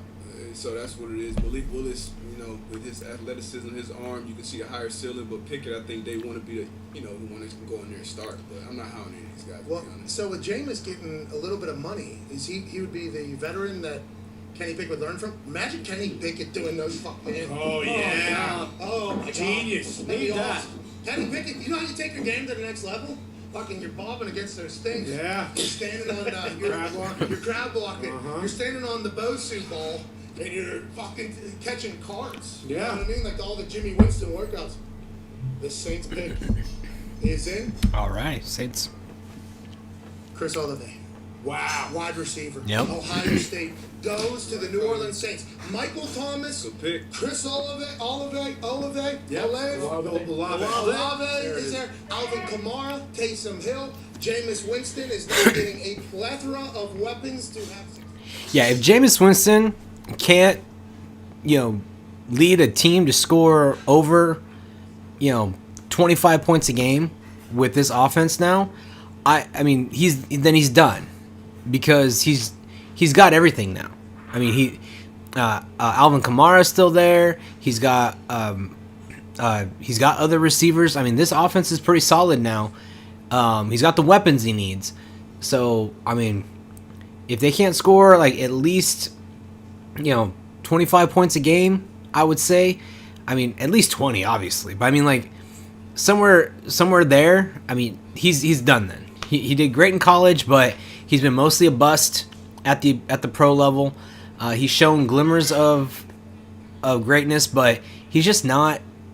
He's not that good of a quarterback in the NFL. So this to me would be like his last chance. If he doesn't do it with this year, at least show that he can be a above average quarterback. I mean, be Andy Dalton. Be at least an Andy Dalton quarterback, and you'll be fine. So once he does that, oh, we got another trade. The draft spectacular is getting. Okay, Raj. Thank you. We get it, Roger. Thank you, Raj. The Lions. Whoa! Holy shit! The Detroit Lions are making plays. They're at the end of the round. Now they have moved up from 30 to 12. Has to be a quarterback right now. They're saying, listen, we've been waiting around long enough, haven't we? I mean, there's been a lot of picks here. The Panthers went, the Saints went, we didn't know. I'll tell you what, man. We fucking get up there, deuce, and get a goddamn quarterback right now. We'll give you a 7 if we can get up there. Everybody wants to get back. Let's do this. Matt Mel Kiper got to be a quarterback. Which one's it going to be? Well, FCDC tends to do the unconventional thing. I wouldn't. I think we could see a guy like Carson Strong, who no one thinks is going in the first round, moving up to number 12 here. That would be very FCDC-like, but I would like that pick for those guys. Okay, so they traded with the Vikings, obviously, that everybody had linked to Derek Stingley Jr. because the LSU defensive coordinator is now with the Minnesota Vikings. Then whenever everything got real hot with Derek Stingley to the Texans, I assumed that the Vikings started peeking around, seeing if there was any business to be had. The Lions doing due diligence, moving up here to 12. Has to be a quarterback. Has to be a quarterback. Yeah, I don't think you go up this far if it's not a quarterback. If you're going to trade up like that, it's going to be for a quarterback, but I don't know. Could it be for another receiver? Zito has maybe it's for a weapon here. The Lions have traded with the Minnesota Vikings terms 12 and 46 for 32, 34, and 66. Okay, Wow. So you give up both your end of first round, early second round, and then what's that, third one? Yeah, beginning of third round. To move up. What's that all about? They must love Kenny Pickett or possibly Carson Strong. What if it's maybe Carson Strong? Could be. Could be Hamilton. Yeah. You going to trade up that far to get Hamilton? Probably not safety though. I mean, let's bounce around with go back to Ian Rappaport's thing there. So they move up from 32 to 12. So, and then they also get a 46, which is probably right in, is that near the, no, I guess 51 would probably be between the 34 and 66. But it's all about getting up to 12 for whatever they want. Yeah, but the 46 is also a pretty good pick. I don't think they really gave up that much, right? No, second round. Because they get the 46 one as well on the other side there. So Detroit didn't have to give up much, but they did want to move all the way up here. In what position would you move for? You would think it would be a goddamn quarterback. Jared Goff got 1 year left on his deal? 30-some million? Yeah, I think he'll opt out after it. And they probably thought maybe the Saints were trading him for a quarterback, got a little nervous, and now they didn't take the QB that they wanted, so they decided to jump up now. This is like when Jim Irsay told Chris Ballard, you really like that Jonathan Taylor kid, right? And we're like 4 picks away or whatever. Yeah. Why are we even sweating all of these? Fucking get up there. He gives up like a 4th rounder and just moves up like 4 picks. Let's lock in Jonathan Taylor. If they have somebody they love and they thought was potentially gone here at 11, why not pull the trigger? We don't lose that. Other than a 60-something pick, I think is the only thing you really lose. Yep. Which might be something, but they already picked it 2 and they got Aiden Hutchinson. What if the Detroit Lions are trying to steal the draft right now, Derek? They go up 32 and 34, right? They gotta love whoever this is. 32, that's basically 2 more first round. Here we go. There it is. Here we go. The Detroit All right. Lions. Lions have traded up and will select Alabama Wow. wide receiver Jameson Williams. Have some patience with his recovery from a torn ACL. And Detroit men might end up landing in this year's top. Damn, I feel bad for this guy. If you remember this guy that Kirk said that NFL corners would have trouble covering right now, and then obviously towards ACL in the national championship. I mean, he's very good. Okay, well. He's used to winning a lot of games, too. And if he, by the way, wide receivers are going. Wide receivers are going, and they're like, hey, listen, there's only one guy left that we want in the first round. Yeah. He's not going to make it to 32. No. Let's fucking go right now. Can we take it easy on the Lions, everyone? Wow. Right? They wanted their guy. They got their guy. Well, their quarterback right now has played in the Super Bowl, so fine. Let's get our guys. Give him a bunch of weapons, see if you can get him back. Okay, I get it. Receivers are going. I really wanted Olave. He's gone. Jesus. I mean, hey, Jameson's a stud. time to go. Okay, so let's go through this. Jameson Williams, who has incredible speed, right? Very, very. He's like fast. Jameson Williams gone at 12. Garrett Wilson gone. Chris Olave gone. Drake London gone. Those were like Those were the top 4, and then there was a gap. Those were like the clear top 4 in a wide receiver in a very deep wide receiver market. Now, Chris Ballard did tell us earlier, and this draft is moving a lot quicker than I think years past. Oh yeah.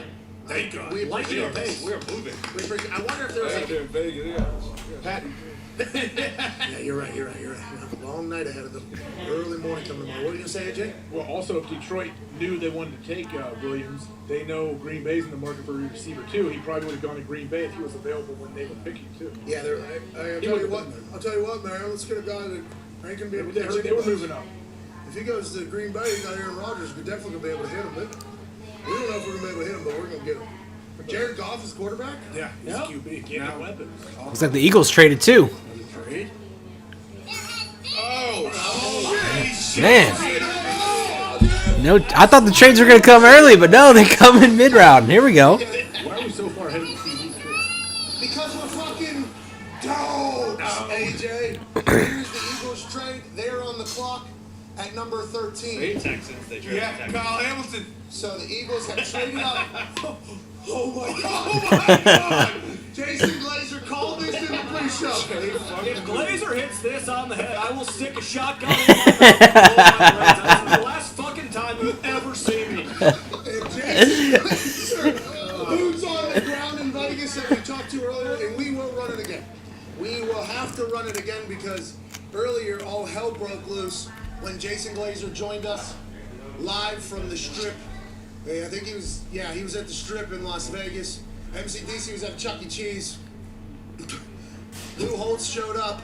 Uh-huh. Coach Sirianni was there. Wow. Mad Mel Kiper was in the conversation. And Mad Mel was the only one that refused to believe that maybe the Eagles are in the market of Kyle Hamilton and thinking about moving up. And here we have the Eagles moving up to pick 13. Mad Mel Kiper, this could be blowing up right in front of your face right now. Yeah, this is nightmare fuel. This is the worst case scenario, no question about it. Then you look at the receivers who have been picked already, so it looks like the Packers are going to end up with a guy who none of the fans really want or are excited about. So that's great. Everybody's excited about Kyle Hamilton. Yeah. All the Johns. I'm not talking about Kyle Hamilton. I'm just saying, me personally, I'm looking at these goddamn receivers coming off the board, and I'm thinking, hey, everyone's talking about the Packers moving up and getting one of these fucking guys.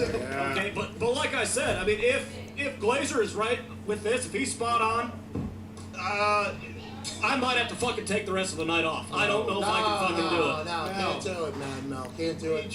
We have some of the terms here on this Eagles-Texans trade. 13 for 15, 124, 162. Oh, wow. Okay, a lot. Okay, so they just gave up a lot in the back end here.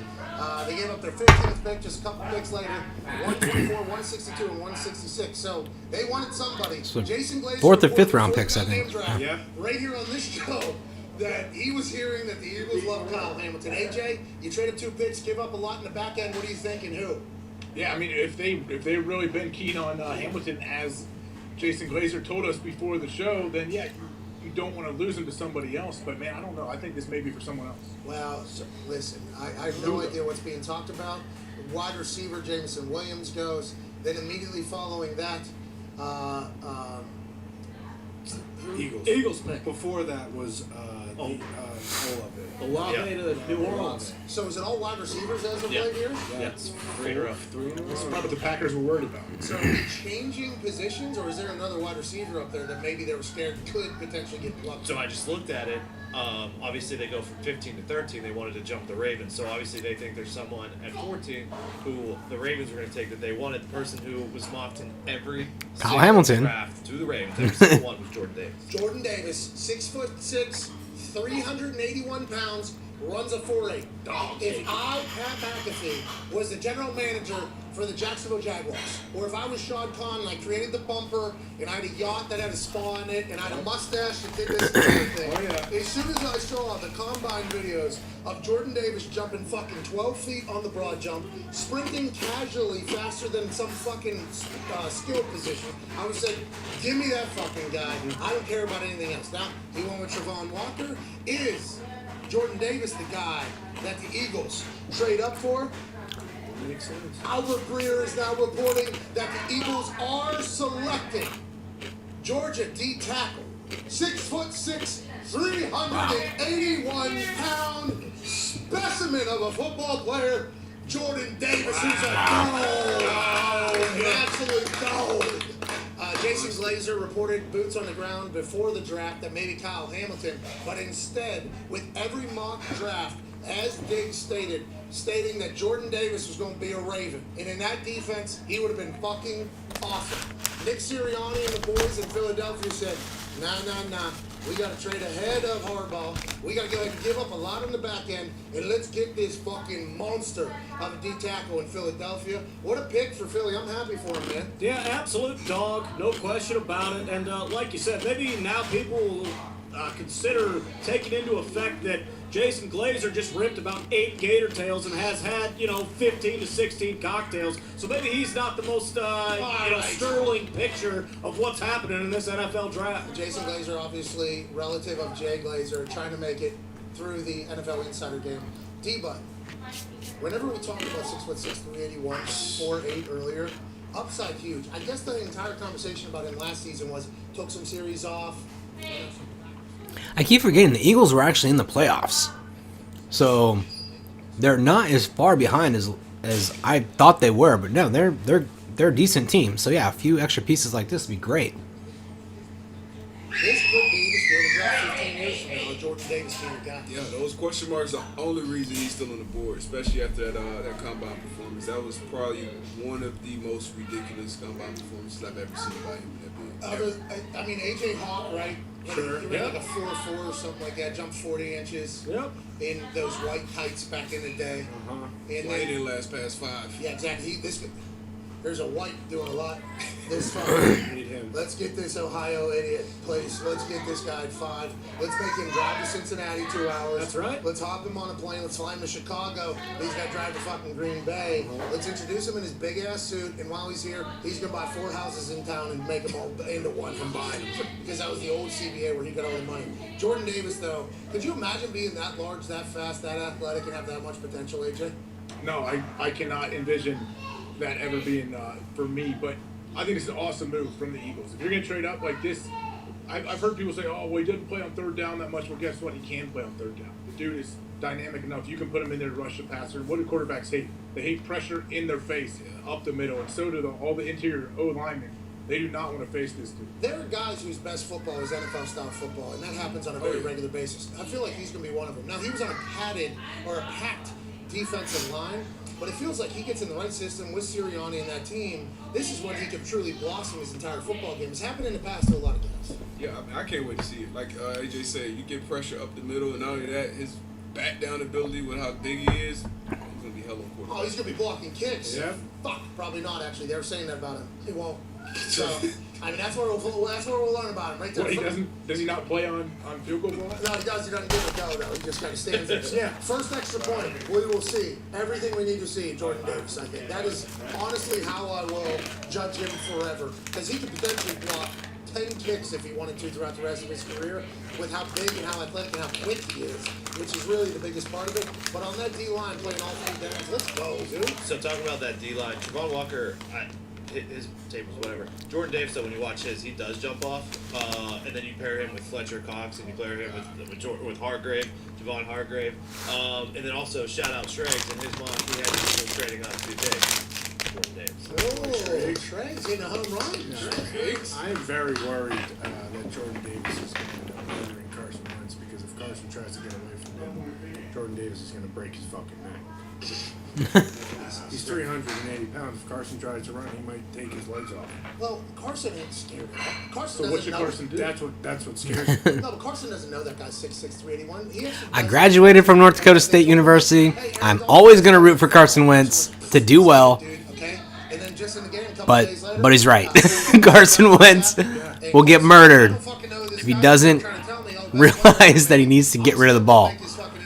And he planted his feet mid-tackle, turned side, was about to throw a pick, and then boom, sprained both of his fucking ankles. Yeah, if he tries to do that with Jordan Davis, he will do a Chris Angel and take his bottom half off his body. Well, that's what I'm saying. Like, Carson ain't going to change it. Carson's going to take that. You know what Carson's going to do? He's going to say, hey, Chris, put the football pants on and fucking put me back together. I'm going out next series. Give me that guy's fucking lower legs. I'll get out there and do it again. But you're right. The NFC East just got very interesting, and the Eagles are fucking going for it with a bunch of doubts. As long as Carson Wentz has his Lord and Savior on his side, he's not worried about anything. Okay, I can guarantee that. So I mean, let's not even worry about that. Okay, if Jesus is on Carson's shoulders, he will be out there for the Commanders.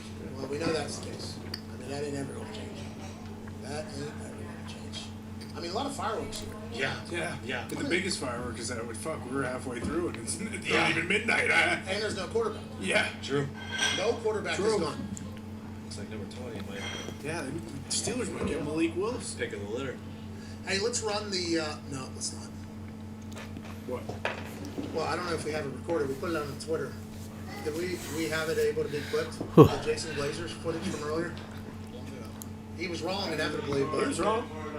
He knew that they were making plays. I mean, you just relax. Hey, he took a great crack at it, you know. Hey, where's Jay Glazer tonight? He's Right now, he's probably, got his head buried in between, some hooker's thighs at strip That's club or Jason something. Glazer. No, Jay, not I'm Jason. talking about his brother, Oh, Jay. his brother? Shit, I haven't seen him. I don't know. I assume he's on boots on the ground as well. Earlier tonight, before the draft began, we tried to get some information from Jason Glazer. All hell broke loose. He was wrong, but this is worthy of a listen, ladies and gentlemen, from earlier tonight.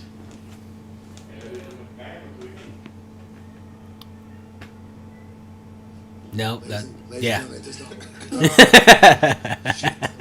was intrigued to see how we quickly got it. Yeah. I did not think that was. I did not think we had the technology to do that. Pulled it up very quick. Very quickly. That was that was unbelievable. In my head, I'm like, "There's no way that's going to accurately work." But here we are. Oh, Zito said, "Hey, here we go." Okay, All right, we got there it is. This is from earlier tonight. He was wrong, but Jason Glazer, boots on the ground. This took place before the draft started.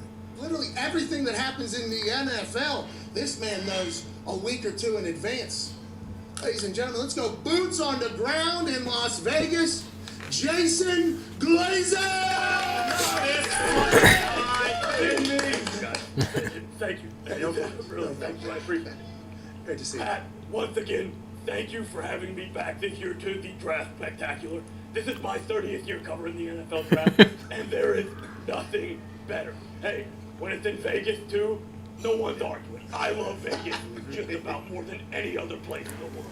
Yeah, we know you love Vegas, you absolute sack of shit. Okay? We're not starting this shit, okay? We're not doing this yet. Who's back? Jeez. No, I'm not a fucking who's back, okay? I'm not a fucking who's back. Yeah, you are. But what I am is the best goddamn insider in the game. And what I'm hearing, boots on the ground, here in Vegas, from not only the hookers and the strippers, but the NFL execs, is that the Eagles have interest in moving up their draft board to get Notre Dame safety Kyle Hamilton. They really love what he can do, and that is the hottest story of the pre-draft process. That's not fucking happening. You're talking about hookers and pit bosses. You don't know who the fucking Eagles are. Fuck off, Kuiper, okay? This is the best part of the draft. Every year they do the draft show. This is hilarious every time. So I do know what's going on. The Eagles are moving up, and they're getting Kyle Hamilton. You have no idea. No one fucking respects you because you're a complete sack of shit, Glazer. That's not true. Yes, it is. Oh, Jesus. Well, hopefully you two can cool down a little bit. Let's get to somebody that might know. Notre Dame legend, what are your thoughts on Kyle Hamilton of Philly? I'm definitely not surprised that Kyle Hamilton linked to Philadelphia. And let me tell you what, Pat, first and foremost, thank you for having me back. You know how much I love coming out there. No, I'm Dutch. We love you. Kyle Hamilton is one of the best captains to come out of history. They probably since Paul Hornung, and I think we all remember how good Paul Hornung was in the NFL. Do we? So no, it doesn't surprise me that Philadelphia has inkling to trade up and get Kyle Hamilton. He's a day one starter. He's not a day one starter. He ran a 4.7 at the goddamn pro day. Might as well run backwards. He's not ready to play in the league, coach. You're an idiot. Well, once again, Val, guys like you who have never had a fucking jockstrap on in their life, I'm here to tell you that they don't. Guys like you, I don't expect you to know because you never coached, you never played, you never did any of that stuff, okay? I am one of the greatest coaches in Notre Dame history. I'm one of the greatest coaches in college football history, and I'm here to tell you that Kyle Hamilton runs faster than Mark Applesauce runs through my digestive system. He may be a 4.7, but he plays like a 4.3. I've seen it. That's not the type of player they're looking for, okay? You got no fucking idea. All right, Mel. I mean, let's cool down. We don't know what type of player they're looking for, but let's go directly to the source. Coach Sirianni, you legend. What type of player are you looking for? And is it Kyle Hamilton? I want an absolute dog. Of course. Okay. What the fuck does that even mean? Is anyone listening to this asshole? Jesus.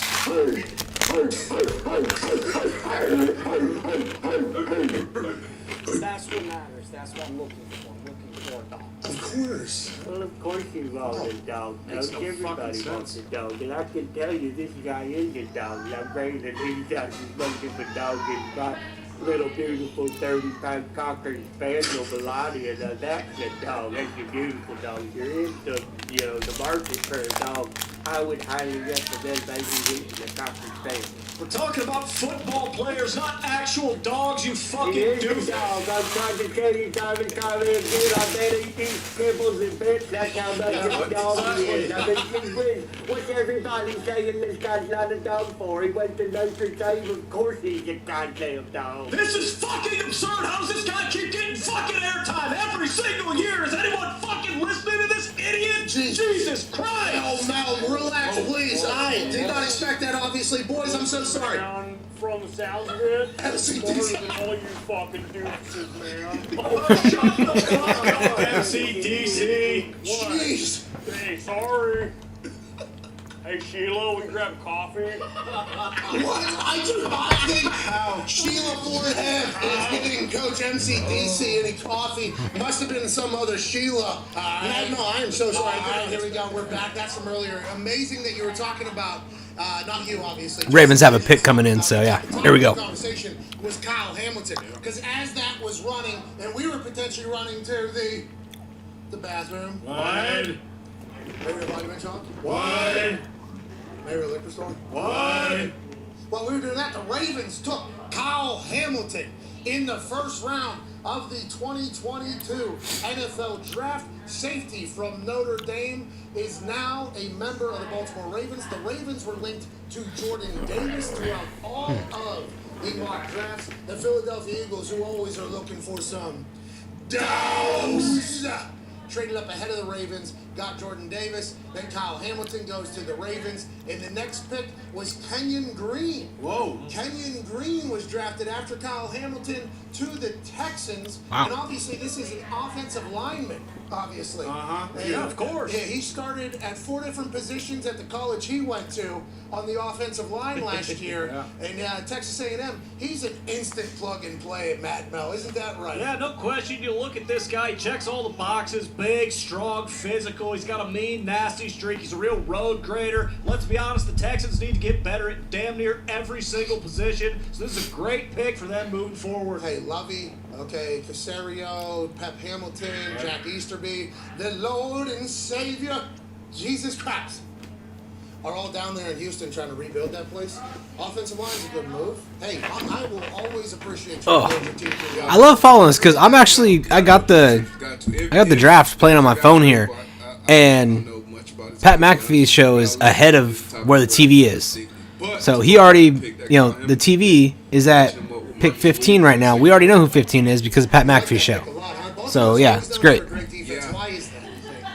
It's part of their culture. Everybody I talk to that's been there, like you playing Ravens football, kind of similar to Steelers. Like that's just how they're built. And to have two guys back there in the middle of the field that can be versatile, that can be running around, playing the one game, playing the pass game. Hopefully get Peters back healthy. Humphrey, they hit a home run with the guy at Penn State off the edge last year. Brought Calais back. Damn. But I got a question. With Hamilton, didn't Hamilton run like in the high 4.5s? 4.7.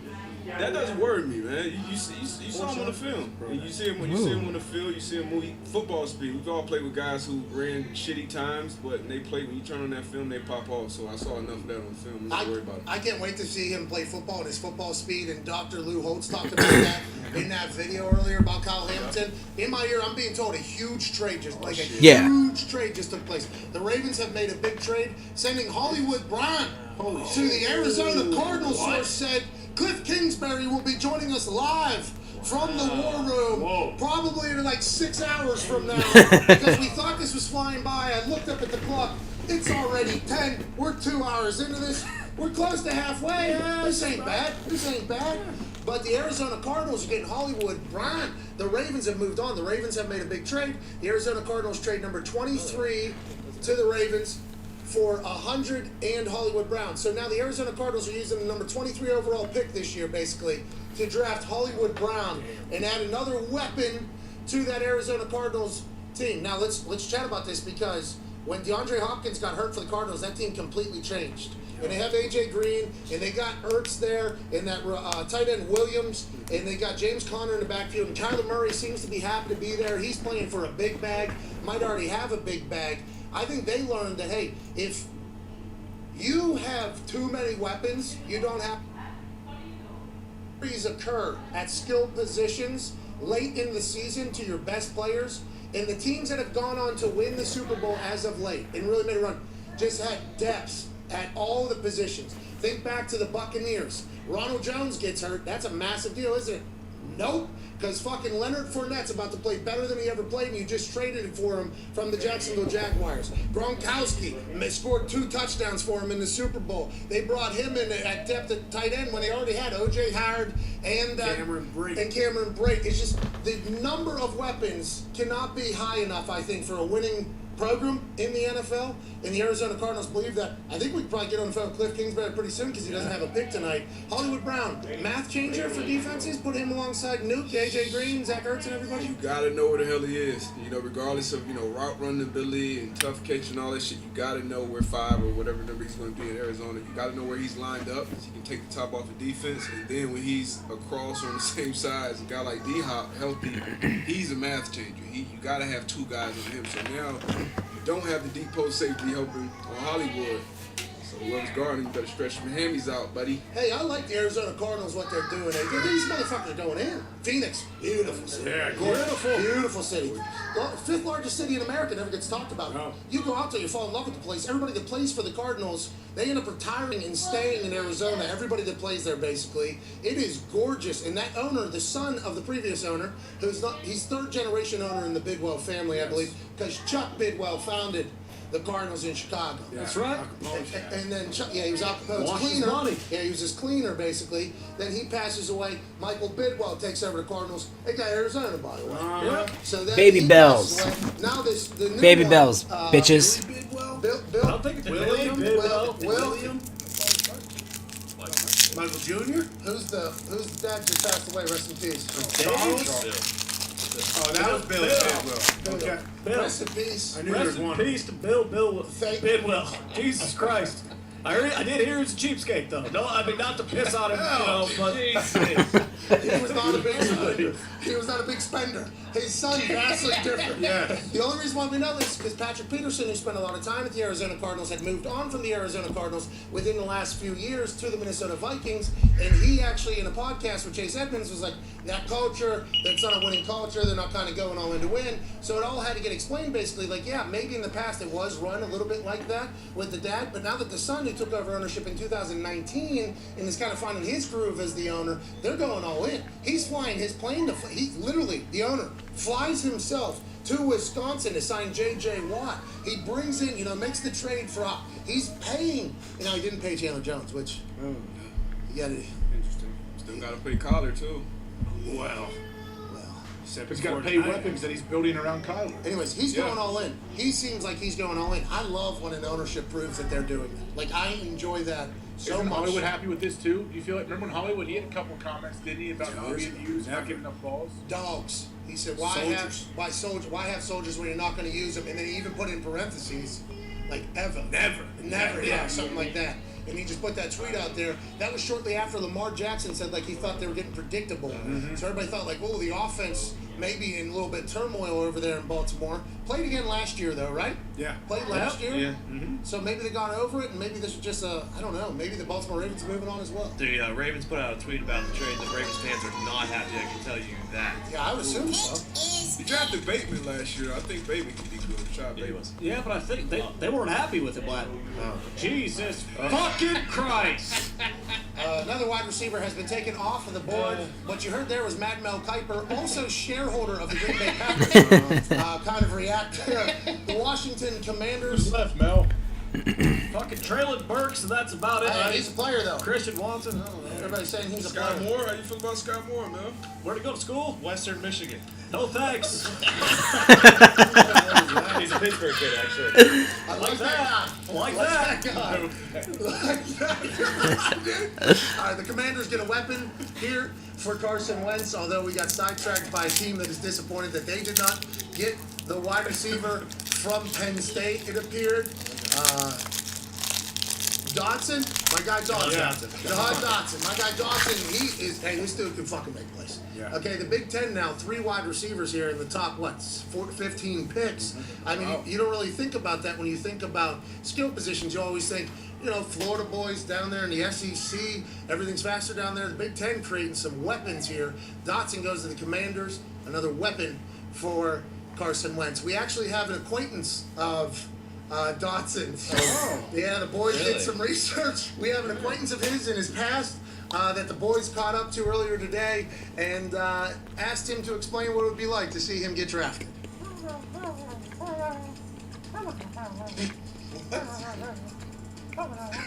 What is the fuck is this?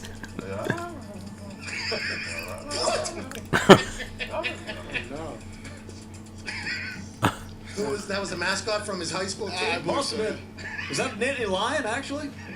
Is that the fucking Nittany Lion? I believe that was the high school of the gambling gopher.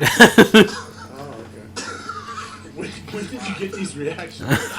That's my first time seeing that. You hear me? Yeah, it's my first time seeing these. How did that happen? No idea. I've never seen that before. Who got that one? We called his high school coach, and the coach didn't want to talk, so he gave us the mascot. Oh my God! I think you have to take it at face value. I mean, he seems pretty confident in what he said. Yeah, and what he said, I guess, the organization does think. The Washington Commanders have, okay? And I don't know what that mascot's thinking about. Maybe the turnover and ownership that could be taking place. Maybe the stadium that has poop pipes that bust on their fans. Maybe it's the... All right, so the Chargers are on the clock, so we're getting to the teams that just barely missed the playoffs. Despicable associations in all of sports, literally known for taking money and making corrupt decisions. The World Cup, they run the World Cup. It's coming to North America. They had officials that have chosen a desert in Africa to host the World Cup, and it's going to be 200 degrees. They selected that didn't have any stadiums. They actually came out and said the capital of the continent, the countries of the continent that's hosting, is normally one of the hosting stadiums. But FedEx Field is so fucking terrible, we will have to look elsewhere than having them there. Not only that, the exposés that are happening, the entire place seems to be burning down. Ron Rivera, incredibly respectable human. Everybody absolutely loves him. Has been a winner in the past. Has been a player. Has been a coach. Has been an absolute dog in the NFL. Jason Wright, former player, president of the operation, goes in there. Maybe they're turning around. Maybe they aren't the shitty organization that they've always been, AJ Hawk. Maybe. Let's see. I mean, Ron Rivera, we saw him at the Super Bowl. It was in Foxy's little the 10-minute, which was awesome. Heavy, great job. Yeah, great Foxy. Great job, Foxy. That a baby. It's a lot of stuff to jam into a 10-minute thing, so that's pretty unbelievable. You get a good snapshot of the whole week. But yeah, Ron Rivera, I feel like is one of the most highly respected guys in the league. I really do. Hey, we watched that film back. You did not put your hands up when Wiz They were up. Not one time. Foxy didn't get me. He didn't get any footage of me, but I've sent you video footage or photo. Wiz Khalifa asked you to raise your fucking hands. His DJ was awesome. He kept yelling at me. DJ Ball, AJ! Go! I've never seen you that uncomfortable before. That was pretty awesome. Breaking news, Bengals fans. If you haven't already heard this, head coach Zach Taylor says that, when 31 rolls around, if there's a quarterback sitting there, we're going to pass. So that's straight from the horse's mouth. Book it. They are not drafting a quarterback. So that is good news. That is good to know at this time. So here we go. What's going on here? To the Eagles! Damn! So earlier today we were told basically that A.J. Brown moves haven't really been chatted about. There was an alleged conversation that happened on a TikTok live stream that A.J. Brown was on the phone with Deebo Samuel, and A.J. Brown said, or was told by Tori Dondy, the agent of both A.J. Brown and Deebo Samuel, that he was only going to be offered $20 million from the Titans, and the Titans said that they know he'd be worth more elsewhere. Did that conversation take place and lead to the Titans thinking if we can get a trade, some value out of this, we're not going to pay him what the Eagles will trade him? This is probably a sign in trade situation here.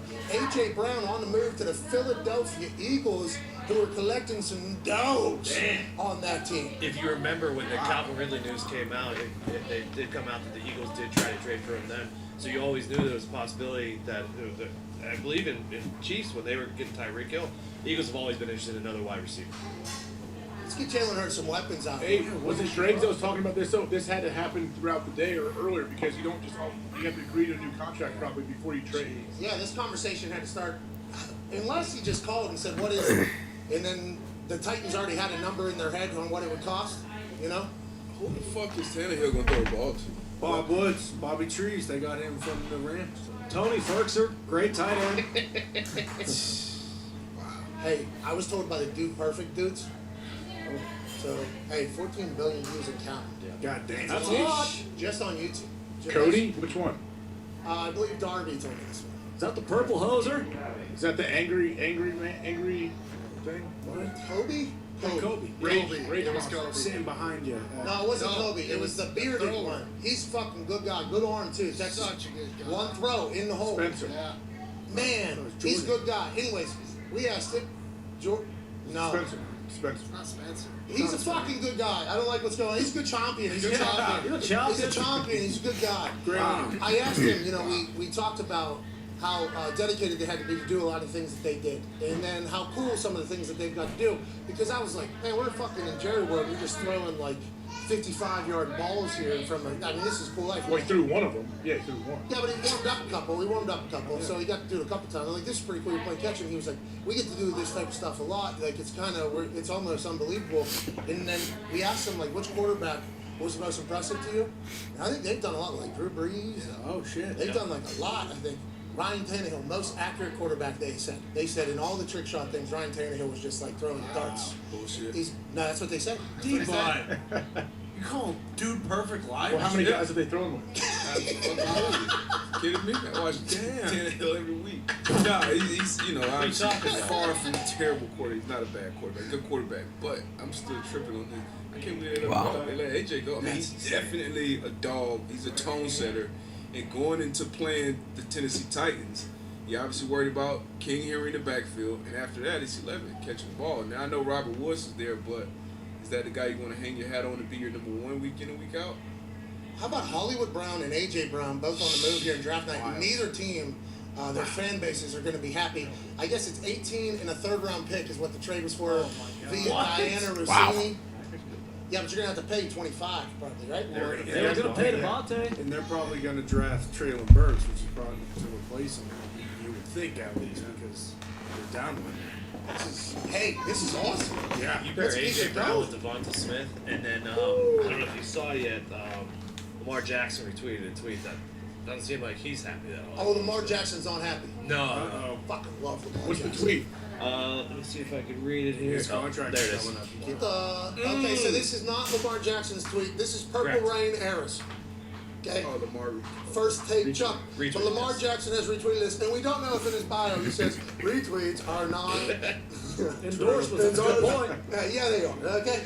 Everybody that puts that in there, none of us, everybody that I would reads put it that in there. thinks you're a fucking idiot. And we know that they actually are. Nobody actually retweets anymore for conversation starters. Everybody quote tweets if they want to do that. I mean, that's just not how it is. What the fucking fuck, bro? We traded away Hollywood. Broken heart, broken heart, broken heart, broken heart, broken heart, broken heart. At Purple Rain Era tweeted. And Lamar Jackson, go ahead, retweets that thing. Trust that Lamar Jackson's not pumped that he lost his number one weapon, other than the tight end game, obviously, big time tight end. I'm fine with him losing all his weapons. I don't give a fuck. A.J. Brown gone in Tennessee. They got weapons, obviously young, but not necessarily proven. You got to think about DK Metcalf right now, right? Yeah. Because we heard a couple names up like, hey, these guys are going to want to trade it because they're going to want to get paid, and the teams that they're on are not going to want to be the ones doing the paying. So look for draft night trades so that they can get something in exchange.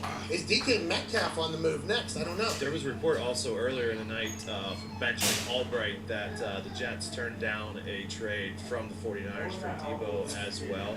The Jets turned it down? That's what the report said. So then the earlier report that the Jets were going to make a impossible to turn down offer Who knows is how? bullshit. Yeah, or that's complete bullshit. Correct. All Well, three. Yeah. Plus, reminded that Kyler and Hollywood played at Oklahoma together. Oh, Kyler might have had some say in this. Huh? Is this Eric Burkhart in that letter he wrote, where he said, "Yeah, Kyler turned this entire fucking program around." Let's go ahead and remember that. Hollywood was not surprised by this move, according to sources. Oh, this is according to your sources. Okay. Source says. Do we have sources? Do we have Do you have a new sources? deal coming? I don't know that. It's AJ, but I'll let you know this information. Contract's coming up. Hey, where's Hollywood from? South Florida. Hollywood. Oh, okay. All right. Okay. So we might have more information from sources. That is great news going forward. Kyler's got to be pumped about this. Oh, yeah. I mean, Tannehill's got to be bummed. Lamar's bummed. What is DK Metcalf? What's going to happen with DK Metcalf now? I'm like very intrigued by all of this, AJ. Green Bay. He's coming to Green Bay. Oh, That would be pretty fucking awesome, but hey, time's running out. What were you going to say, Connor? Well, I mean, like one of the main storylines, at least we've talked about with quarterback contracts, is Lamar. Like, how's Lamar gonna now want to say, "Oh, okay, I'll re-sign and do a massive deal here when you trade away his number one wide receiver"? And with that being said, Lamar is allegedly just waiting to do business. He said the business will come when the business comes, is how Harbaugh is explaining it, although everybody is wondering why Lamar wouldn't walk into an office and get $200-some million guaranteed if he wanted it. So there's obviously questions, but Lamar does his own business. Lamar does whatever the fuck Lamar wants to do, because Lamar, MVP, hell of a football player, and is going to get paid somewhere at some point. Speaking of getting paid somewhere at some point, the A.J. Brown deal has also been announced already. New Eagles wide receiver A.J. Brown gets a 4-year extension for $100 million. $57 million guaranteed. So this goes back to that conversation about $25 million probably being the number to get A.J. Brown. The Eagles heard about it. They called the Titans, and Torrey Dondi, the agent, is making plays right now. A.J. gets $57 million, a new home, and what a win for him. Yeah. Good damn. You can't double anyone out there, can you? Nope. So Jalen, right? Devontae Smith, A.J. Brown, Dallas Goedert. Oh yeah, the great tight end. Goddard's good, man. He's very good. And Sirianni, giving the speeches. And Miles this Sanders won't is hurt good. Jalen Rieger either. What was that? Is that your sources? Whoa, Is that your whoa. source? Oh, yeah, every time you say Siri on it. Yeah, it's hard to say Coach Sirianni. Can't do it. That's a shame. Coach Sirianni. Everybody listening potentially had to. Yeah. I never turned her on. Or should you? Don't trust her. I never once have turned her on, but I get asked every single time. I still have like a number one next to like update because I haven't set up Siri yet. And they think that I'll give in because I don't want to see the one there. I don't want to see the one there. But also, hey Siri, like when I need you, I'll fucking come and open you up. Yeah, don't do it. She's always fucking listening, no matter what. Even when you think she's not, Siri's paying attention. So don't. Can you guys hear my wife yelling at the kids? Siri is bumping into a lot of Coach Sirianni conversations. Absolutely. A lot of those conversations. Are we caught up? Are we ahead of these people? They're way ahead of the game. I feel it. Zito said we're 2 picks behind. No, as a show, we have 2 picks we can announce. Wow. What's your TV on right now? The Tennessee Titans selection is in. They have taken. Chargers first. Yeah. All right. Who Chargers take? Zion Johnson, BC lineman. Hey, let it go, Zion. Let it go, Zion. Happy for you. And the Titans in a trade with the Eagles that sent A.J. Brown to the Philadelphia Eagles on a $100 million, $57 million of that guaranteed contract. The Tennessee Titans say, Ryan Tannehill, you need a weapon, I'll get you Treylon Burks. His comparisons on NFL Network here is A.J. Brown. Okay. So that's what Vrabel was thinking, you think, with a couple dips in his mouth, maybe a top shelf as well, a couple beers. So Why? this guy's A.J. We're not paying him On a rookie contract, though, and not a $100 million contract. That's a huge deal. Did you do any film study of this guy, Derek? A.J. Brown? Yeah. No. Trey. He looked like A.J. Brown out there. I mean, don't be surprised if we see maybe Terry McLaurin on the move, too. They drafted a receiver in the first round. Maybe this may be the new thing. You don't want to pay your receiver $100 million, which is the new going rate. You go and draft another one you think would be, close to just as good. Some other team has the $100 million and they are needy. Maybe you can dance on the draft. Maybe this becomes a get your value out of him when he's on his rookie deal, and then let him go, and then try to replace him. Which obviously it's very difficult to replace these superstars. And I know that they're saying that we're hitting on a higher rate of younger receivers than we ever have in the past. Replacing some of these all-pros though is going to be. Some of these guys are who they are for a reason. Now maybe you get lucky and hit on a guy, and there has been more, I think. But I still feel as if some of them fizzle out. Not everybody is just like an absolute baller. But if you don't have $25 million, which isn't real because the salary cap isn't real. So I don't know, man. I don't know how I feel about it. But I'm also not a GM, I guess. I would just want everybody that's good. Yeah. I'll pay whoever. Sure. Give me guys that are proven, that have figured it out. We know they figured it out. Hey, do you think you'd be able? I think you do a good job of sniffing out, like, okay, this is a guy I can pay compared to somebody I can't pay. Like a guy that won't be able to handle it once he gets a second. I'll never be able to figure that out. You guys have seen me. As soon as somebody gets really motivated to do something, is confident. I'm like, one video, you guys all pro. If he could have been out of the league in a wheelchair for 6 years, he puts one workout video out, you're putting him as an all pro comeback. Just real quick, think about that mental toughness in a wheelchair. There you go. And then gets all the way back and puts out an incredible workout video. Like, fucking put him on my team. That's a guy you want to suit up for you. Bingo.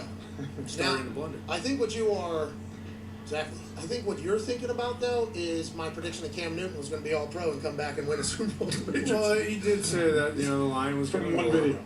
Hey, that video was fucking awesome. Yeah. Though. Do you remember when Iconic Saga Productions put out that workout video? Oh, he was in his house. 8K camera and 12 editors. Yeah, it looks amazing. 12. No, jeez. I'm saying it's great production value. That's what I'm saying. He's doing a very good job. They have a very good production team. Yeah, going 79 with that Patriots roster. Also, he should have won the MVP. But with this, Bill Belichick can't put a goddamn team together. No, I'm not worried. Now that D-Bud said that, fuck, we're gonna get Terry McLaurin, but. For our friend Ty, who's not here right now, the last wide receiver really that was a first round projected pick being off the board. I'm starting to wonder if Aaron's going to come on because I assume he might be throwing the scotch back right now. Yeah, when should we? Because I just got a text from Cliff. He said, "Brother, I have a couple quick media things, and then we'll be ready to hop on with you if you want to chat." Is Tom on right now? Yeah, let's do that. I assume Cliff's going to have to talk to people for a bit, right? Yeah, probably. Who did the Chargers take? Zion Johnson. Zion Johnson. Protecting Herbert. Smart. They took a left tackle last year in first round, guard in this one. Not Lindsay, traded free agency. And they also signed JC, right? They got Filer from the Steelers. No, who'd they pay? Yeah, they paid JC. Yeah. Oh, JC Jackson. Oh, my bad. I thought you were saying JC Treader. Yeah. And traded for Khalil Mack. Yeah, they've been doing a lot. Yeah. Chargers are like prime to go on a run. Oh, yeah. Re-up Mike Williams, the receiver. Austin Eckler was on stage. Do we know what that was for? We had it muted. Probably their pick. No, he was up there way before. Oh, he was. Yeah, he was up there way before when there was a trade, I think. The Saints were on. And Austin Eckler was up there. He looked good. Looked like he's in shape. Looked like he's ready to go on a run. Yeah, he's yoked up. Joining us now from the war room after making a selection and a decision to continue to protect their franchise quarterback that they drafted at 6 just a couple years ago. The man who got me into the NFL, a gentleman and a scholar, ladies and gentlemen, the head coach, or general manager, of the Los Angeles Chargers, Tom Telesco. Yeah, Tommy! What's going on, man? How you guys doing? Hey, can you hear us? Yes, I can. Can you hear me? Congratulations! Yeah! Congratulations. I hope you can hear us. What went into Can you hear me? Yeah, can you hear us? Okay. Yes. Yep.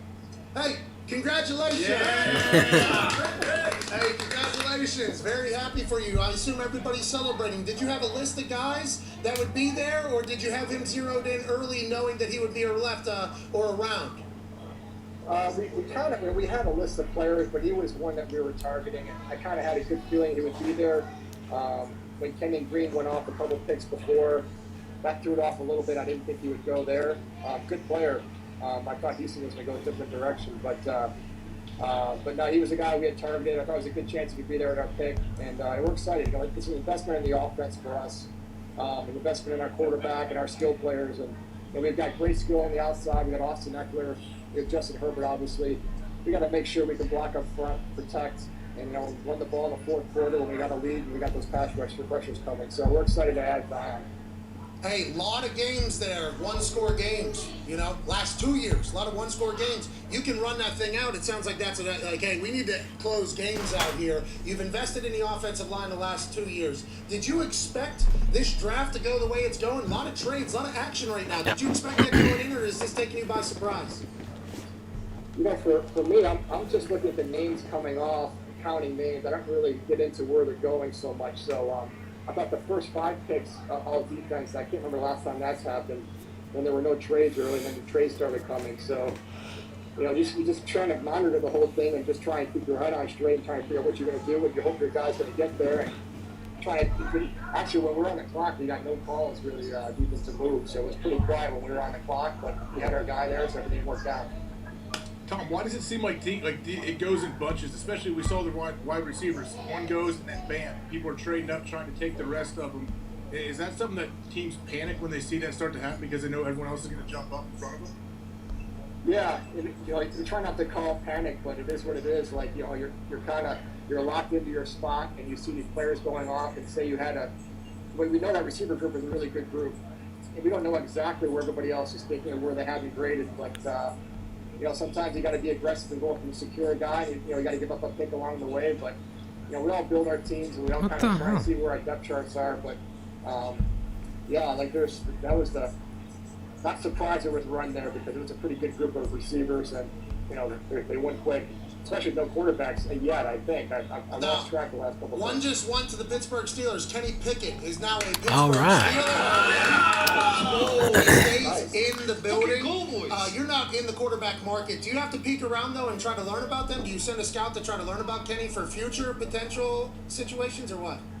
Yeah, our scouts scout everybody no matter what. So we take our roster and pretend like it is an empty roster. We don't have any players at all. And our scouts go out and scout every player the same way. So Kenny Pickett was scouted just like, you know, really, honestly, the same way Justin Herbert was scouted up to a point. Obviously, when we get to, like, March and April, you know, we're not in that Kenny Pickett market. But, you know, because we also have to know where we think these players may be drafted. So that's all part of draft management of where we think the players are going to go.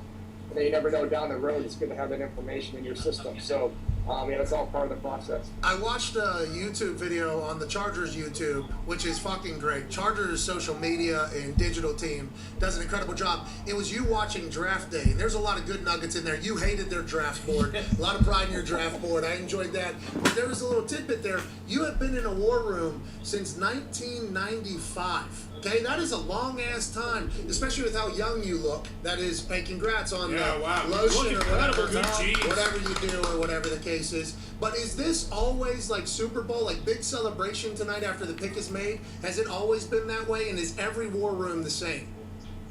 It kind of is. Yeah, it really is. I mean, you think about, our scouts just worked a full year on this draft class. And all the work that goes into this, all the people, we got, 20 plus coaches, we got doctors here, we got support staff, we got pro scouting staff, we got ownership here. And it's exciting when you add a player to your football team. So you make a pick. Saints got Trevor Penning. That's what I was missing. Okay, got it. So, O-tackle, gotta protect Jameis Winston. Okay, good. Every pick made in the next 3 days is the best pick in the world. And then when we get to training camp, we really find out what we have and what we don't have. But no, it's a good environment to be in. And we're in the locker room here at SoFi, which is the first for me to do the draft from. I should say a second because I did the pandemic draft from our houses. But to take the draft room on the road, little road trip to SoFi, it's been fun, been interesting. How was the Snoop Dogg concert? Did you go out there? Did you enjoy it? Did you get on the mic, or how'd that whole thing go? I know the Chargers go. I missed the concert. He did come in the draft room before the draft. Did you dap him up? Did you get a good dap? Tell you what, he's 6'4". Right? Probably maybe 170 pounds if he's lucky. Athletic build. Looks like he can play a receiver. Came in with Keenan Allen. Interesting. Did you put him on the draft board? Not quite, Pat. Not quite. Oh, okay. I didn't know. Taking a flyer on that guy. Maybe. But the Chargers going all in over there, by the way. I'm excited to chat with you now, and I'm excited that you're the head of this thing. Last question for you from Connor. Yeah, Tom, you said your phones were quiet during the pick. Before your pick, are you getting some feelers for teams that might want to trade up, or even before the draft, are you getting any calls from guys? Yeah, you know what? The calls before the draft are just really generic. I mean, when you talk to somebody, it's always the same answer. Yeah, we'd have interest in going up or back. So it really doesn't start really get moving until today, and really doesn't start getting moving until the clock starts moving. So But it was relatively quiet, at least on our end. Maybe 1 or 2 calls, but really nothing that made sense for us. Well, Tom, we enjoy the rest of the night. Enjoy the rest of the draft. We appreciate you so much for joining us. Good luck the rest of the way. Appreciate it. Have fun, guys. Take care. Are you trading, or what do you think you're doing next? What do you think, Kenny? Well, what do you think? I don't know. Give us some suggestions here. Trade Keenan Allen to Green Bay. Maybe the Colts too. Not happening. Not happening. Maybe Justin Herbert. Maybe get him. Carolina Panthers probably give up the entire franchise right now for Justin Herbert, if I had to guess. Who's on the clock right now? Patriots. Oh, you calling him? Oh, interesting. Trade up. Get Travis Jones out of UConn. Here we go. There we go. Darius Butler says, go ahead and get Travis Jones out of UConn, pal. Just bring you guys in the right draft room next year. Hey, we appreciate you. Good luck the rest of the way. You're the best. Anytime. Thanks for having me on. Hey, ladies and gentlemen, Tom Telesco. Oh, fuck. We didn't ask him why he traded up for me. Bigger things. You have a mascot. Yeah, I mean, now we go. It's the Patriots. They're on the clock. We are war ready, and I'm ready for the future and probably next Hall of Famer from this draft class to come to New England. Let's go. This is why we play. You look like an ass. Well, I am an asshole. No. But you're loyal. That's right. Harrison Ford? Passionate. Yeah. What? Let's go. Yeah, I know. I'm pumped. I mean, there's plenty of Georgia guys still on the board. Would love a national champion to come right in. Last year, I believe we picked a reigning national champion. He worked out pretty well, I'd say so. Before we talk about whatever's going to happen with the Patriots, we have to revisit the Pittsburgh Steelers. Mike Tomlin, Colbert, in his last draft, he's been GM and president, I think, of the Steelers for like 55 years at this point. He's hanging it up after the draft. Him and Tomlin have been an incredible duo in Pittsburgh of success, never having a losing season together, being able to make some runs. They were meeting with every single quarterback. They had signed Mitchell Trubisky out of Buffalo, paid him like a 2-year, $8 million deal. Nobody knew if that's what they were planning on doing going into the season. They were meeting with every single quarterback at a very public, high-profile level. Everybody's talking about it. I think Tomlin even did some interviews talking about quarterback selection. Now they go in-house, basically, with the University of Pittsburgh. They've been able to watch this guy every single day. What he did in the meetings, they knew. What he did in practice, they knew. What he did in the weight room, they knew. They share the same exact fucking building. As a Yinzer, as a Steeler fan, Tongue Diggs, are you excited about the play? I like that the guy's sticking around Pittsburgh. Yeah, for all the reasons that you just said, the fact that they went and took Kenny Pickett after they have been with him for 4 years or whatever speaks volumes to me. They know, like you said, they know every single thing about him. They think that he can be the next great Steelers quarterback. Kurt Warner said it earlier today that he was his favorite quarterback in the draft. Everyone said he's the most NFL ready in the draft. I don't know what that does with Mitch or whatever, but I mean, the guy's staying home. He's got moxie. You could drink a beer with the guy. He's fucking crafty. He makes athletic throws. He does wear gloves. That's fine. He's already played in Pittsburgh. Not a fucking worry. Very, very happy with Kenny Pickett, potentially the next quarterback for 15 years. Look at him. Here we go. Steelers. Here we go. Pittsburgh's going to the Super Bowl. Here we go. Got Pickett spinning around. Here we go. Long hair. The dude's a rock. Here we go. Wears gloves and he spins the ball. Cause Pittsburgh's gone. Oh, the Patriots traded back. Super Bowl. Here we go. And the Chiefs. Looks like the Chiefs jumped up. All right. Quarterback off the board. That answers that question. It's at 20, so that is very late. I believe Darius Butler just told me in text message that we could potentially have Hollywood Brown on the show if we would like. Absolutely. Holy shit. Okay. Whoa. Then we're coming a real show. Instant reaction. Hey, we are becoming a real show, aren't we? Wow. Hey. Let's go, Hollywood. This Where is else unbelievable. would you watch the first draft? Why would you do it anywhere else? Yeah. I believe we're doing okay. We're behind. That's why I chose them. Way more excited than ESPN or NFL Network. That took place, but I'm sending Zito a picture of what Darius just sent me. We'll FaceTime him. Can't wait. He's the newest member of the Arizona Cardinals.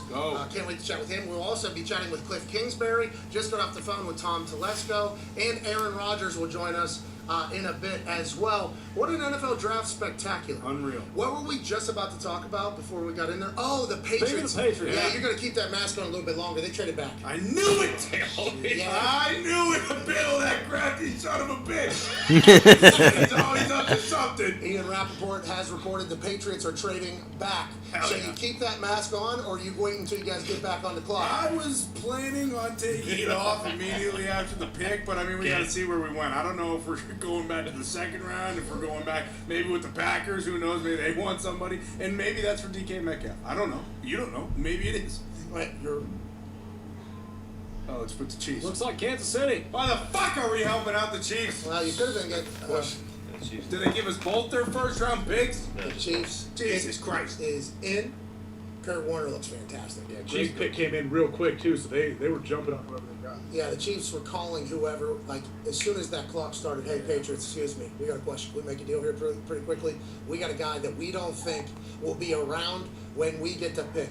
Kansas City Chiefs had 2 first-round draft picks, I believe, right? 29 and 30 or 20? back to back. They're one of the 8 teams this year that had 2 picks in the first round, which led us all to believe that there would be a lot of trades. Here comes another one. And remember, Hollywood Brown was traded earlier from the Baltimore Ravens to the Arizona Cardinals, and A.J. Brown was traded earlier from the Titans to the Eagles. Yeah.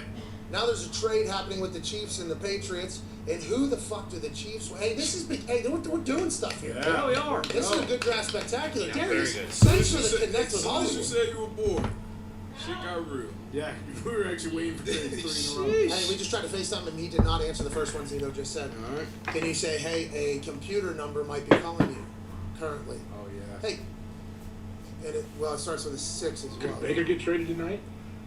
Well, At this point. so everybody was saying, like, look for the Panthers if they don't take a quarterback. I think Albert Breer reported that first. Like, if they don't take quarterback and they take offensive lineman, look for that veteran market for them to heat up afterwards. So maybe the After tonight, I think. Didn't Strake say that after tonight? Yeah, I mean, you can probably trade for Baker Mayfield, like a second and third round pick, and then you don't have to work tomorrow. Tomorrow, or will that take place? I don't know. After the Second and third round, or maybe the next 2 second rounds, or this year's second round or next year's first, depending on how. Terms are in for the Patriots-Chiefs trade.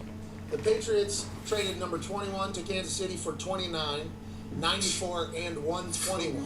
Kansas City took McDuffie, who the Patriots on Mitt's board, on Mitt's mock. He had McDuffie going to the Patriots at 21. Gets the number right, gets the player right, doesn't get the team right. Not bad there, Mitt. But now Kansas City picks up an absolute stud. Absolute stud. Absolute dog, this guy. You're right. Really thought they would go receiver, to be honest with you. Thought that was maybe why they were getting up in front of the Packers. Could be 1 or 2 more guys than they thought the Green Bay might go after. I'm a little surprised to see McDuffie go here. But he is a dog. No question about it. He is a dog. We have a massive Chiefs fan that just so happened to also know that this was going to take place. Oh, yeah. Great friend of McDuffie, I think knows him personally. I can't wait to hear this. Oh, Jesus. Hey, Chiefs Kingdom, it's me, X Factor. I tried to be a Raider fan, but I hate those scumbags. I'm back now. We got a good pick here. I'm ready, Chiefs Kingdom. Let's go. Seems like X Factor has not slowed down on the cocaine. Yeah, he's still hurt.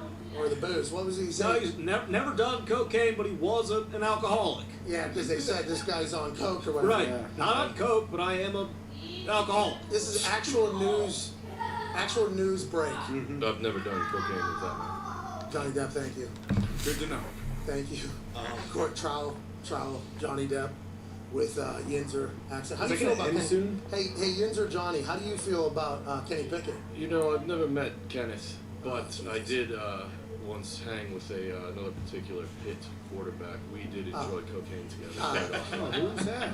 Nice Kentucky accent. Well, that is kind of how Johnny Depp does sound. I'm saying Johnny was born in Kentucky and he has that accent. It's pretty intriguing. Well, he's cultured. He went to 39 different schools as a child. He went to high school down in South Florida. Huge fan. What'd you say, there? The high school down in South Florida. Did he? Miramar, I believe. didn't know that. Johnny Depp fighter jets. Johnny Depp. He's a South Florida boy. Yeah. Johnny Depp. Well, Like 40 schools. Makes a lot of sense. Anyways, makes a lot of sense. turns out he did not do cocaine and Kenny Pickett, which is good. Bailey sent in an interesting tweet from the Arizona Cardinals. Hollywood's already on the private jet, it looks like there. So Wow. So is that why he's not answering? That's probably why. Look at that. Wow. Jeez. Nice big old guy, too. That's a big Jeez. check. All right, has Hollywood Brown answered or no? He's on the plane. There's no way he's going to be. I tell him we You know more about the private jet and internet and. Well, I'll tell you what, that plane probably has good Wi-Fi. Yeah. the owner's playing. Imagine if he is. Imagine if we get a call from him Yeah, it's been in the works. from the plane. PJ. That means, yeah, this has been something that's happening. Cliff Kingsbury just texted me and said, hey, he's good to go. Let's call him. Yeah, I'll send you the numbers, so we'll get Cliff Kingsbury on now. Packers' first pick also in. Packers' first pick also in? Yeah, pick is it. What do we need? That McDuffie pick is a good pick for the Chiefs, though. Need that Spags defense. Play a lot of single high. Leave corners one-on-one. Lost Honey Badger, so they need that. that. McDuffie's a good pick for them. Okay, yeah, I knew he was a good player all the way up until yesterday. I knew that guy was a That football player. yeah, that division's stacked with great quarterbacks. So Who's McDuffie? Nick just covered his face. Something just happened. Oh no! Please don't do it. Please don't fucking do it. If you already know who they got and you're withholding this from me, don't fucking do it, okay? I swear to God. The Green Bay Packers pick is in. Linebacker, Quay Walker, national champion, University Georgia Bulldog at pick number 22. A late high riser for the first round, says Ari Mirov at My Sports Update. Hey, great national champion and linebacker coming into the Cheesehead community. Ty, you gotta love that. I'm sorry, Mad Mel, you gotta love that. Yeah, don't hate this at all. I actually kind of love this. It doesn't put the same twinge in my penis that a receiver would have. You know, 'cause we really need weapons for Rodgers, okay? Listen, I love the guys we have in the room right now, but clock's ticking. Go get fucking Debo. Go get, DK. Get someone, okay? Jesus fucking Christ. But I do like this pick. We need an athletic linebacker, and, what are you going to do? Hey, goody, 1 for 1, okay? Quay Walker, obviously a part of that Georgia defense that, how many is that now, 5, 6? I mean, if the Packers are thinking about taking another Kobe Dean's still on the board, though. He's very athletic. shit, yeah, another receiver. If they're thinking about taking a receiver at 28, I mean, AJ, hey, remember we were at that national championship game? It was here in Indy. I mean, they probably could get one because I mean, We had great seats. the Ravens kind of need a receiver now, don't they? The Cowboys, the Bills don't really. I don't think they need receivers. The Cowboys might need a receiver. The Titans, I think, already drafted a receiver, so I think we're good there. They might still get a decent receiver at 28, so I guess that's all right. Take the linebacker now if you didn't think you were going to be able to get him at the next pick. That strength and conditioning stuff down there, I don't know what they do. It just has to be like everything. Fucking beasts coming out of Georgia right now. They might have a safety get in the first round, too. Brings the hat, too. There's been another trade. The Ravens to the Bills. Oh, snap. There is a lot of moves taking place, including, some wide receivers that have changed homes here on draft night. Hollywood Brown, formerly of the Baltimore Ravens, now a member of the Arizona Cardinals offense. The Arizona Cardinals offense is headed by a young, handsome mastermind, a guru, a man that just signed an extension with the Arizona Cardinals to continue ascending the Arizona Cardinals program in that beautiful city of Phoenix. Ladies and gentlemen, the head coach, Texas football player, Cliff Kingsbury. Let's go, dude. My hype man. That was good. Hey, you deserve it. Look how cool you look, dude. Wow. Look how fucking cool you look right now. Did you? Hey, you got another weapon. How long do we know this is going to happen? Because Hollywood's allegedly on a plane right now. Yeah, it's been in the works a little while. We kind of knew there'd be a run on those wideouts. We really liked some of those guys early, but 6 win the top 18, so we wanted to be prepared to get a weapon, and it just worked out perfectly for us. Cliff, how do you keep this under the radar? I mean, this is a big deal. He's already getting picked up in the plane. Like, how do you not let this out? It wasn't easy. It's one of those deals where you really want to protect it because Baltimore's still drafting at 14, and you didn't want to give anybody a strategic kind of advantage to know that maybe they were going after wideouts. So we just made everybody guarantee that they would keep it under lock and keep it. About 4 people that knew, and we were able to pull it off. Well, congratulations on being able to do that in 2022. That's impossible these days. Everybody wants to talk to everybody about everything. Speaking speaking of everything, you guys knew that you didn't have enough weapons. So I'm gonna talk while this guy's talking. I'm gonna talk right now that right now every mock draft or any like local Cincinnati person that has been doing mock drafts. I've been following some more local news guys for the Cincinnati Bengals. I think everybody that they were talking about drafting, you know, the top ones, Tyler Lindenbaum, the Elam, I believe his last name, in from Florida, cornerback. You know, they're there, and I don't think anybody's going to take them. So the Bengals must be like, okay, I think we're good. I mean, I don't think anybody that we want to get is off the board yet. Obviously, you know, when you're drafting this late in the draft, you got to know that certain people are going to be off the board. But yeah, I think the Bengals have to be looking at this going, well, fuck yeah. I mean, we have choices now. We have a lot of choices. A lot of my mock drafts said like, yeah, you're looking at you're getting like the 12th best offensive lineman or the 8th best cornerback or something like that. You're not going to be getting good value, at least for our first round pick, and they might want to consider trading that first round pick and going back, dropping back and maybe collecting, second, third round picks. But yeah, I mean, we'll see. I mean, it's looking good right now for my Bengals because, they kind of are going to have some choices at the 31 spot. So it's looking good so far. But we'll see. We'll see. Everybody always talks about, job description, and I assume John Lynch said this. In the job description, I have the final say in the pick, but I'd be an idiot not to listen to Shanahan, especially when it comes to a quarterback or something like that. How is the relationship with Steve in there and the ownership? How involved is everybody? And do you feel like it's a very, an awesome culture in there? Yeah, I think it's great. Steve and I have a great relationship. It really started him taking a shot on a fired college coach. He went all in on me, and then we doubled down and traded a top 10 pick the year before and took Kyler with the number 1 pick. So kind of burn the ships together and know you're in it together has been huge. And he always tells me, hey, I haven't seen it work when the GM takes a player that the coaches don't like. And so we have really good synergy when it comes to that. Oh, that's nice, especially for that, that son of a Marine out of Texas. You just need the right opportunity. You found it. God, how cool is this dude? Yeah. Is this the coolest dude of all time? Bar none. Trading for Hollywood Brown on draft night. Unbelievable. Hollywood Brown comes over for a 23, basically. Darius Butler, coach. Question for coach. Hey, Clip 23. That's a high pick to trade. What was it about Hollywood, and when did you first get introduced to him? Like recruiting out of high school? Like what was it about Hollywood that you saw in him that you said, hey, we gotta have this guy and add him to the offense? Yeah, that's a great question. I actually had to play against him when I was the coach at Texas Tech, and so I saw him live and in person go for about 200 on us one night. So I've known the dynamic playmaker he is. I know Lincoln Riley really well, and he raves about the competitiveness, the toughness, how hard he works. And so we just felt like it was a great fit. At that pick, like I said, worried that some of those wide receivers would be gone.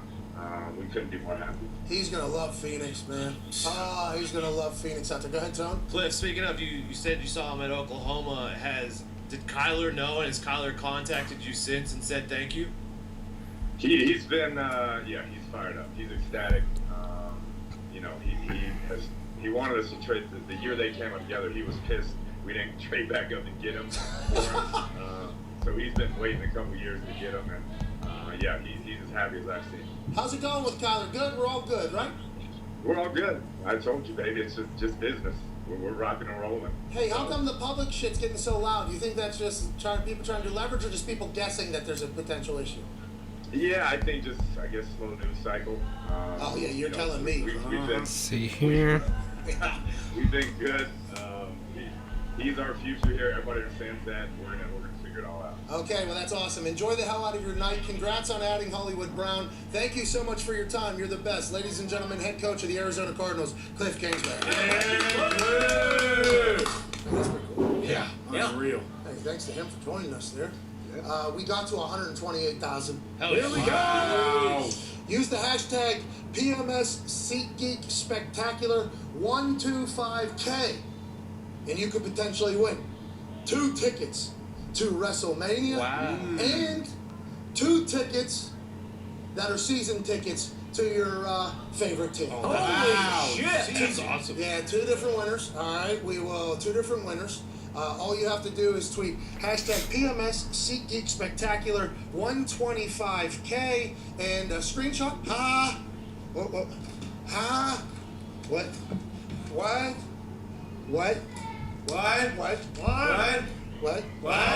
Shut up.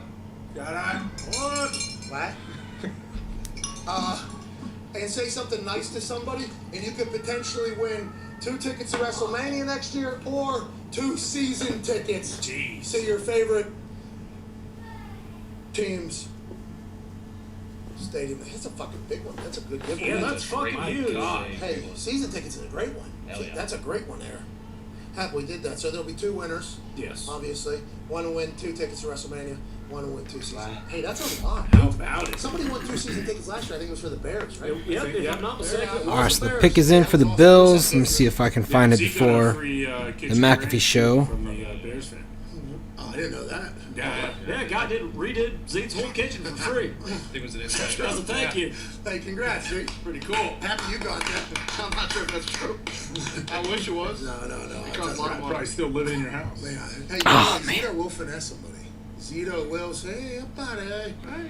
Hey, you don't Kair Elam went to the Bills. That's one of the people the Bengals were looking at here it at is. 31. Our first fan reaction. Remember, this was something that was happening as well. PMS FanDuel Fan Cam.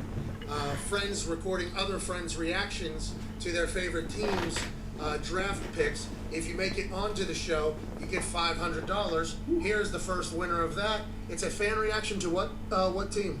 We don't know because it just got uploaded. We have no idea. This is via Bruce. Shout out Bruce. Hey, not a baby Bruce. Not a baby Bruce. It's the winner. We could have had Jordan Davis. This guy sounds fake. Yeah, for sure. I thought this might happen. That guy's What's he doing? He's doing a fucking bit from WrestleMania. Oh, I like that guy. All right. Hey, congratulations. That Let's make it much more realistic next time. Yeah, tighten up, Bruce. Jesus Christ. That guy was, Bruce, I don't know what happened there. I respect it, but that guy was not a thespian. Yeah. He was not natural in front of the camera there, and he also put the beer on the wrong side, show the face a little bit. Who's he a fan of? I was going to say, could have had Jordan Davis. He's a Vikings fan, I guess, because they traded out of that pick. Yeah, they traded back. For the Jordan. Huh. Here's another one from another 500. Well, maybe we should think about this after that first. I was going to say. Maybe. This one's got to be better. What's that? This one has to be more authentic than the last one. I mean, usually the ones that go are the ones that they set the camera before and they know, like, okay, this is just for this pick. I would like to let old Cuzzy know that just won $500. We appreciate you. Yeah. Thank you. Thank you. We knew that was going to happen. Okay, we knew that was going to happen. We did. But we appreciate your effort. Now, this one, I guess, is about the Detroit Lions pick. Was this Aiden Hutchinson, number 2 overall, Michigan man back in Michigan? To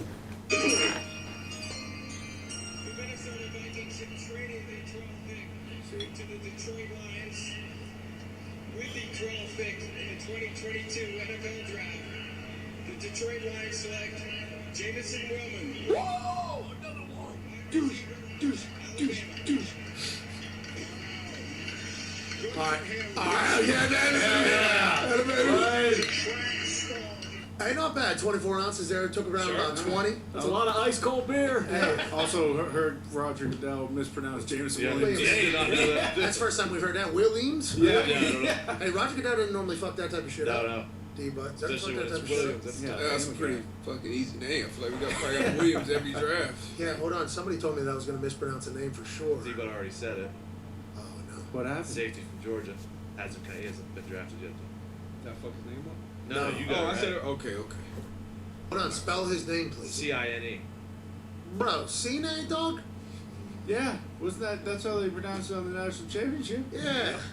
Yep. I think if it had a little... Yeah, I wasn't told. Accent. Doesn't it have the Enya on the top of It's it? pronounced scene. Of course. What? Is there an umlaut above the E? You didn't accurately tell me how it was spelled because I didn't know if you held down the I. Yeah. What's that called? What's that called, AJ? There was no tilde. Umlaut? Is it the 2 dots? Yeah, the umlaut. He's not fucking German. Yeah, Pal. that's It's only not an umlaut. Accent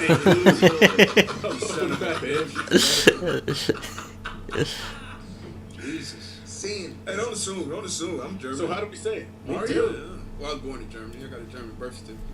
Really? Holy shit. Where? Frankfurt? Yep. Dusseldorf? You're in I Frankfurt. was born on an American military base. Oh, okay. Good. Ramstein? I've been to that one, I think. Yeah? In Frankfurt, yeah. I think I've stopped through there with a soccer tournament or something like that. Good beer over there. Well, I left when I was 3. I didn't get Yeah, but beer. 3-year-olds are fucking drinking it. Yeah. Yeah. Starting If young. you've ever been to Oktoberfest, they do snort cocaine off All each other's right. penises. Have you been back to Germany? I am going to go back, though. Probably when NFL goes over there. This year? Soon. Is it this year or next year? Yeah, this year. Tampa's over there, I think. Yeah, Munich. I got to make that trip back. But CNA is not German. No. Even though we just took a trip to Frankfurt real quick. That was delightful. I didn't know that. Good beers over there. That airport, Frankfurt Airport, is it's gorgeous, I right? think that's a big time international one. I think it's where you fly into normally. And I got a chance to go into their lounge. 7:30 a.m. They had all the fucking taps, all local. It was unbelievable. That's all time. Sounds like heaven. It was awesome. Yeah, it tasted delicious too, fresh off that fucking plane. All right. Oh, Cowboys took an O lineman. All right. All right. visit over there. Oh, really? Tyler Smith. Ended up in a rave. Okay, so far the Bengals are looking good. I'm getting into the draft a bit more now because, all these picks of that are coming up now really affect who the Bengals can take. So I'm like, and they've got us here. Shit, with the Ravens on the clock now. Fuck. Where's Luca from? Luca is Croatian. Thought he's from Slovenia. Yeah. Might be Slovenia. All right, well I'm gonna go You know what we just did? handle the bathroom real quick. The So Dallas Cowboys have selected a tech. Is that what this? a tackle. Yeah. All right, we got a little off track there. At number 24, the Cowboys take offensive tackle Tyler Smith back to their wheelhouse of offensive lineman Jerry Jones. Loves bringing in big athletic dudes. He was the 2021 second team All AAC selection out of Tulsa. Damn. Here we go. Shout out Jerry for not lying. He did say pre-draft that he was going to take an offensive lineman, and he did. We should. Jerry Jones doesn't lie. He also said, I like moving up in this draft. Yeah. Remember, he said, I like moving up in this draft. Still got Zeke. You got Dak, obviously. You lose Amari Cooper, but you got some dogs at the skill position. Big time highlight names all over that roster. Will this be the year that the Dallas Cowboys go on a run? A.J. Hawk, 2 years ago. Okay, Yeah. Mike McCarthy's first year in Dallas. When he was asked, who's going to win a Super Bowl before the season started, he said, the Dallas Cowboys. And it's not his fault. Fucking everybody buys into the Dallas Starting Cowboys. quarterback got hurt. Sorry about it. Hey, listen, not your fault, dude. I've bought into the Cowboys Believe me, before. I know. I've gone on ESPN and said, I love the Dallas Cowboys. This is my favorite team. Everybody buys into the Dallas Cowboys hype because Jerry Jones is such he's a good goddamn marketer. Hell yeah. Gentlemen. He's a marketer. They're on national television every single week, it feels like, because everybody seems to know everybody on their team because they have a bunch of superstars on the team, but they lose all the goddamn time for whatever reason. Are they ever going to go on a run? Maybe rebuilding that offensive line back up is the right way to go, AJ. I know Tyron Smith has dealt with injuries. He's still there. He's been banged up over the last 3 or 4 years. I don't know how many. He's an absolute monster. So maybe what you plug this guy into right tackle, keep Tyron at left, and then you eventually move him back to left when Tyron's done. He's an absolute champion of a drafter. Jerry Jones is absolute champion. They lost Lyle Collins to the Bengals, so this is kind of just a plug and play. Remember, he was playing cornhole at Joe Burrow's house, Joey B's house. That's right. Yeah. And he said, "Hey, Joe, ain't nobody gonna touch you ever again." A new bodyguard in town. In town, that's me, pal. All right, I came from Dallas, where we fuck people up if they try to touch quarterback, except for Andy Dalton. Andy Dalton took a shot, we just let him down. It's all good. Yeah, his head's still fucking rolling around on the turf down in Dallas. But I'll tell you what, it might just be because what we've seen today, the Philadelphia Eagles might be the fucking soup du jour of that division. All right, let's remember, the Philadelphia Eagles got a bunch of dogs. A lot of dogs. Nick Sirianni plays rock, paper, scissors with everybody he brings in. He shoots many hoops with them. I mean, he knows the guys he's getting. I think that's a big deal with Jordan Davis, right? Yeah. Jordan Davis ends up in Philly? Yeah. Our D-line is... all Nick Sirianni cares about, right, is like, I want to see them compete. Yeah. Not that he's here tonight, obviously. Yeah. He was here earlier. He wants to see them compete and be dogs. That goes, I mean, he must have a lot of belief that what we were told about Jordan Davis in the past, like, hey, maybe the Eagles built something special. Do you think Jalen Hurts could be a guy that goes on a run, Darius, brother? I think he could be a guy. I think they're going all in to see just that. And then next year, if he's not, they're going to try to get a quarterback. But they're building around him. Obviously, on defense, you put a guy like Davis in a meeting room every day with a guy like Cox. You know, that's great for his development long term. Fletcher's played, 45 years in the NFL? Just about. Long time. Been dominant, too. What did every coach in the NFL basically says, hey, if you're in a position and there's an OG that has been around a long time, get in their pocket to find out how the hell they have lasted as long as they have lasted in the NFL. Cox has been there since I was in grade school. Yeah, just about. And if they got Hargrave. He's going to have a couple to follow. And Kelsey. Like, I feel like if Jordan Davis is 6'6", what? The only problem he run into is a guy that's Kelsey sized. Jason Kelsey's going to drink some beers. What? Little vodka. What? Maybe a little tequila. What? Go down to the shore. What? Gamble a little bit. What? Drink some more beers. What? Say hello to his brother. What? Run through the rain. What? In the... Hey, that was a good what from Mel there. Hey, just remember when Mitt thought he retired because the beginning of his I'm Coming Back video seemed like a retirement video? Yeah. Uh-huh. And now Jason Kelsey one-on-one every day with Jordan Davis? Is that how that goes? Probably. Is that how that goes? He's probably real pumped. Thank God. Yeah. That whole division made some moves, man. Giants, obviously, they got better than top 10. Got Thibodeau, Neal, both guys who could have been, top 3 picks. Washington got their receiver. That division may be interesting. I can't believe A.J. Brown got traded. A.J. Brown went to Philly. And we had no idea, though. Yeah. Debo got pissed Obviously right working there. on it. Well, they had to have been working on that, just like the Hollywood Brown. Didn't anyone people didn't do the plane tracker deal on the owner flying over to Baltimore or wherever he went and got him? South Florida, probably where Hollywood is. South Florida, yeah. But still, you probably get a Miami. Come on, come That on. was loaded. Yeah. With But planes. It's the last divisional opponent. Got to worry about drafting for the Bengals. That would have been my first assumption. Oh, okay. If he's that Debo's in Miami, they're probably going. All right, Ravens pick is in. They are on the phone with Tory Don, be like, "What the fuck's going on?"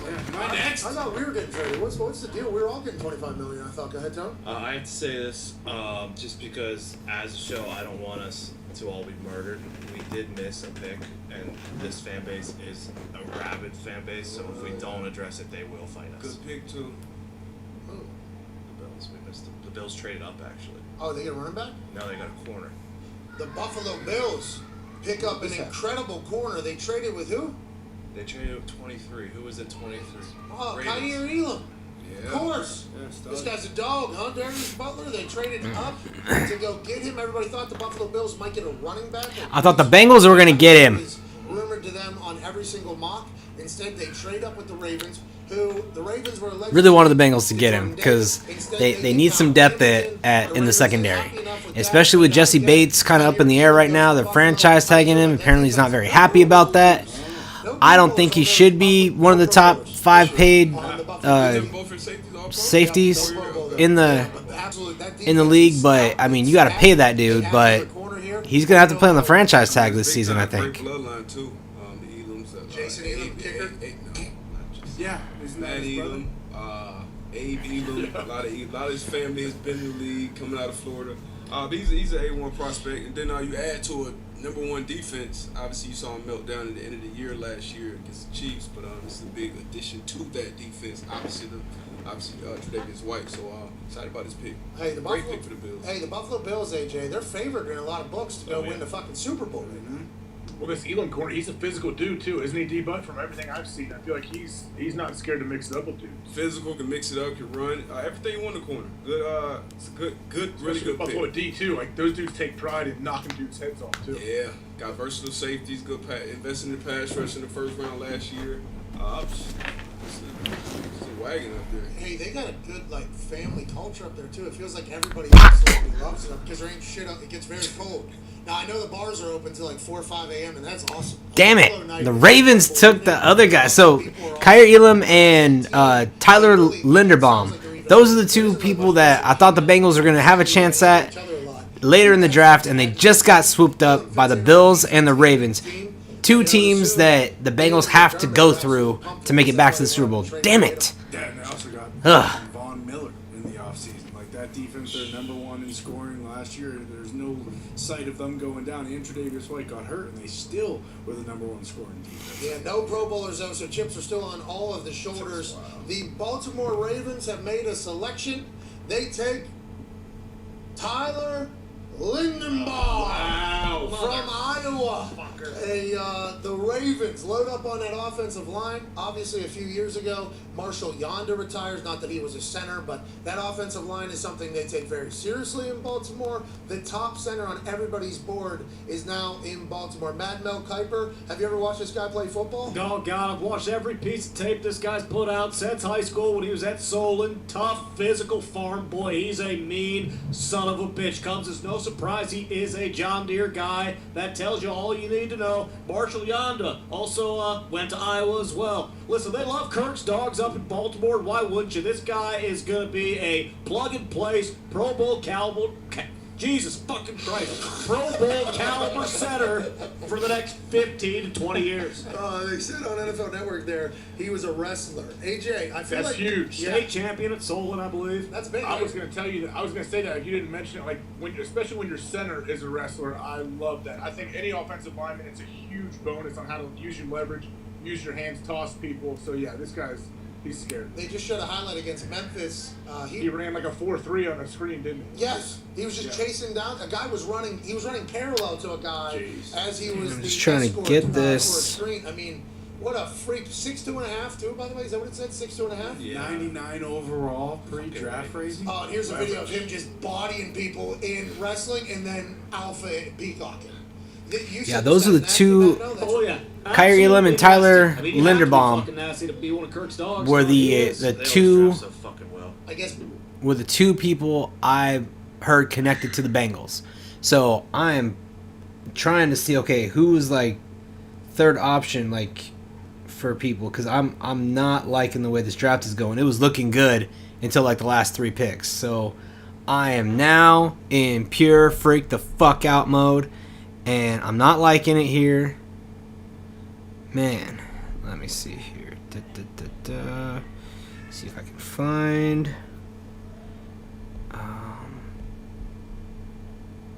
Let's see here. Okay.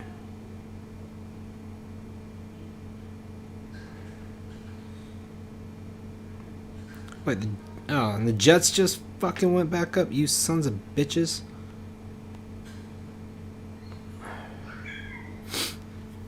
The Jets need everything. Those bastards. Let me see here. It looks like they took Jermaine Johnson. An edge rusher. Fuck! Come on, let's see here. Who else do we got here? Let's see.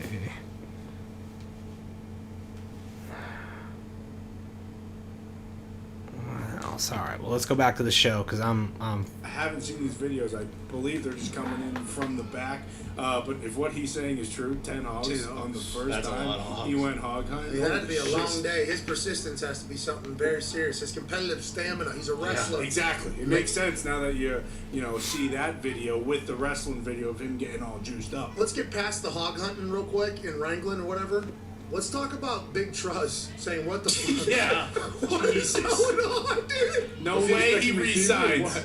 Hey, what is going No on? way he's going. Hey, we talked about this a couple weeks ago, but Lamar Jackson to Indianapolis feels way more real after this draft now. He could have been watching the playoff game. Could have. Yeah, what's going on? Watching film? Yeah, we don't know. He could be watching an NBA playoff game right now. We I see what's going on already. We don't know if this is, him losing his receiver and getting a center. That'd be. It's coincidental timing potentially. Yeah, there's probably a delay too. I mean, who knows which stream he's watching? I think he wanted Elam, and he probably just saw the Bills. Jason? No, Kair, I believe, a quarterback. Jason helped. Jason got more family. Jazz Mavs is going on right and now. Marissa Contepelli has some shit here. 41-36, middle second. She's asking the same stupid question. Someone just picked up their third foul. Let's go to bed for the rest of the half. These refs in the NBA have been a little fucking I think Lamar might be from Utah or Southern Florida. I can't remember. He's a big Doncic guy, I think. Lamar Jackson is awesome. Remember, he was thinking about quitting Twitter a couple weeks ago. Yeah. And I actually put under there, I got nothing. hey, we need you on here, dude. Like, listen, we fucking need you on here. Let's relax, okay? He said, man, I just be fucking around and people be taking it too serious. It's like, no, Lamar, don't let the negative take I don't know, man. He is Now a I'm top not 10 sure. follower on all of Twitter. And tonight on Draft Kyer Attack, Elam and Tyler Linderbaum were the two that I really thought were going to be able to go to the Bengals, and they just got snatched up. Yeah, I mean, he had one of the tweets of the year with Fucking Ross bastards. Buddy have the thing when the new emojis came out, and that was by far, I mean, top 10 in the past 2 months. Me What? too, yeah, me too. Old timer. Me too. What happened? Can you tell me? No, all right, let's move along here. Look past it. The Jets have selected Jermaine Johnson II out of JB. Florida State. 26. Wow. From last JB's chance got year. it, right? They just did quite a pan. He was doing the tomahawk chop. So he was Mock's top 10. What happened? Yeah, he was a lock for top 10 a lot of people. He got a He was lot. a late bloomer, though. All his Florida State boys doing the chop, obviously, as he walks to the stage. Congrats to him. 26 overall, going to the Jets. The Jets, by the way, trade up to get him. The Jets have had Sauce Gardner. Yeah. Then they picked up, Garrett Wilson, wide receiver from OSU. and now they get Jermaine Johnson. Look at the Jets. Bob Sala making some plays. Bob, obviously an incredible defensive coordinator, had to see something on Jermaine. He transferred out of Georgia, ends up at Florida State, has this massive year, and everybody's wondering why he couldn't play at Georgia. It's like, have we seen fucking Georgia get drafted already? Maybe the guy just needed to go to his place. Last chance you, Coach JB. Good for him going to New York, AJ Hawk. Well, yeah, I think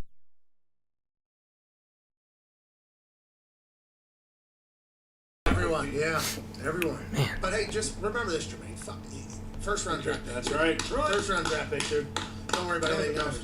I assume he slid a little bit because every team considering taking him called up Coach JB, and he basically said, hey, if you don't select this guy, you're a fucking bitch-made cat. That's all there is to it. And I think it scared away a couple GMs and executives. Coach JB had those conversations? I believe so, if I'm not mistaken. And they were like, well, the fact that that guy just said that we could potentially be bitch-made cats, we don't want to be a part of that. Yeah, wash your hands of the situation, if you will. And they said, is there any slapdick whiskey? Man, the the Jaguars moved up too. Shit. And you can't have any, so piss off. And you're also a bitch-made cat, dog. Is that what he said? I believe so. Now that's not confirmed. We'd have to check with Coach JB, but I have heard that, kind of through the grapevine a little bit. I like that Coach JB went to the bat for his guy, but Jermaine Johnson goes to the Jets, their third first-round pick this year. Good for them. Tone, what were you going to say? Not about this pick, but I've gotten multiple tweets, and it's that Linderbaum wrestling video. I guess that was against Tristan Wirfs. Oh, shit. That's why he was so pumped, by the way. They're in the same conference in high school. And wow, great conference, by the way. The Womack, baby. Yeah, great conference down there. That's incredible. They became friends, obviously, and teammates, absolute studs. Joining us now is a friend of ours and a former teammate of the man to my left, your right on the screen. Everything he does gets dissected by every human on planet Earth.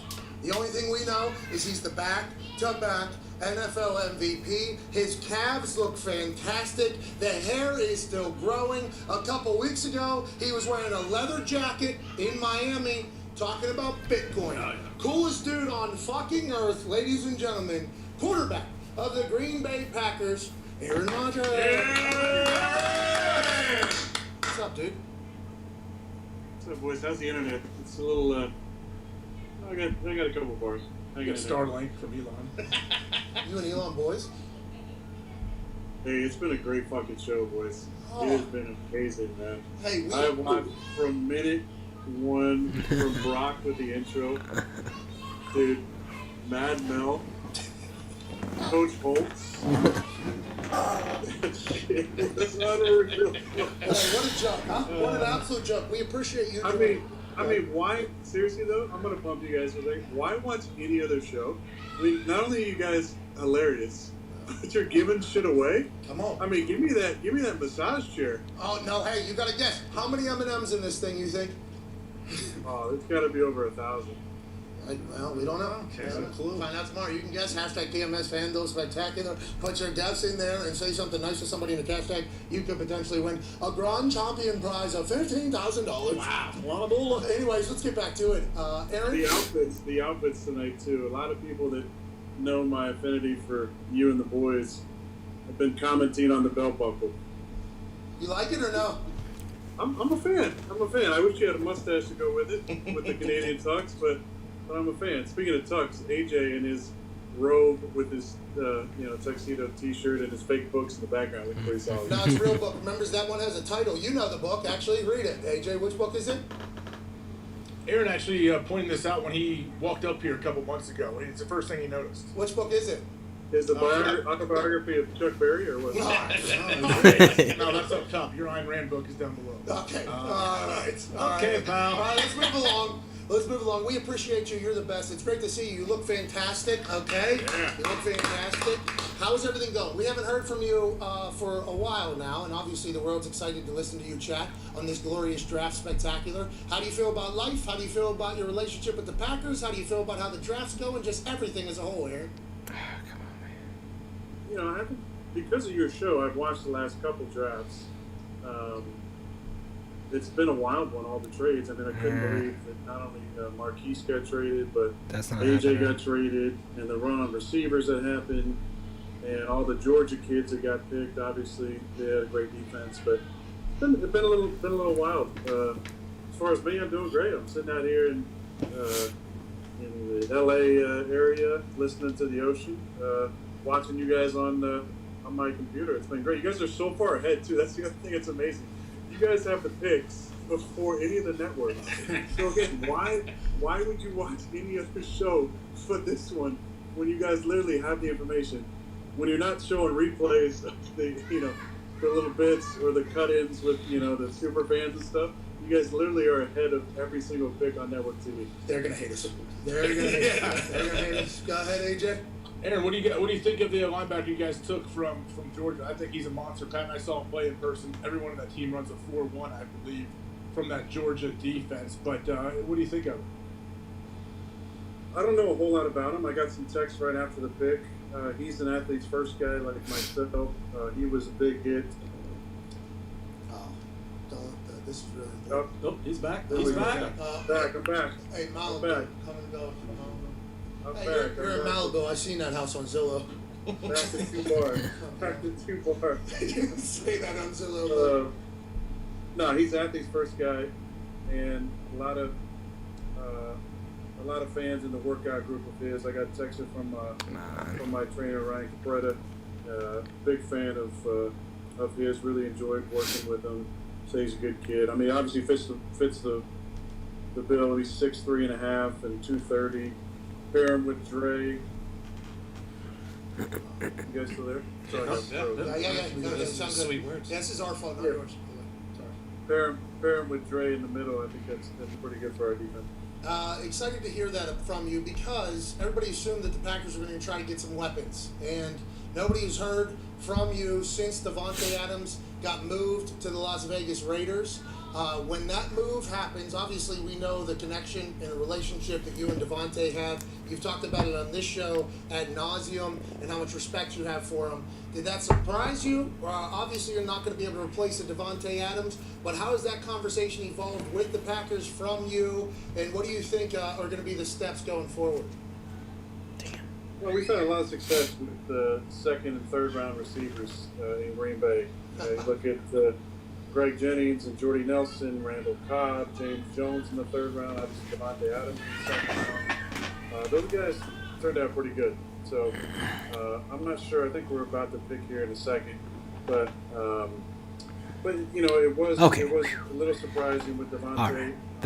Obviously, when I made my decision, I was still thinking he was going to come back. I was very honest with All right, so the Jaguars took Devin Lloyd, linebacker from Utah. So Bengals are pretty solid at linebacker. So I'm okay with that. You got to think the Packers are trying to give weapons to Aaron Rodgers at this point because, I mean, I think they already got a linebacker earlier, a few picks ago. You got to find some sort of weapon for Aaron Rodgers.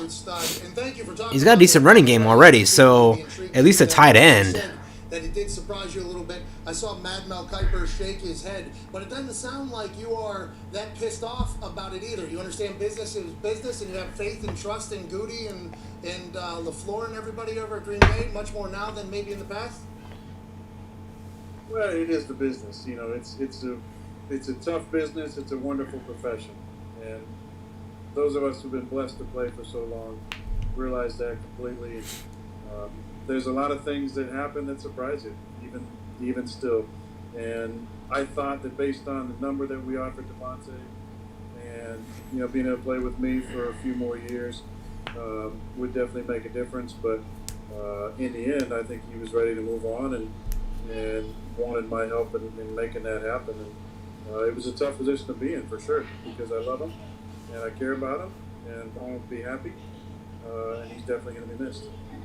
Hey, what's this offseason been like for you? I know a lot of times you don't throw in the offseason until late. I don't know where we're at now, end of April. And are you looking forward to whenever you do get back to Green Bay, just having a nice, cool, calm, drama-free year coming up?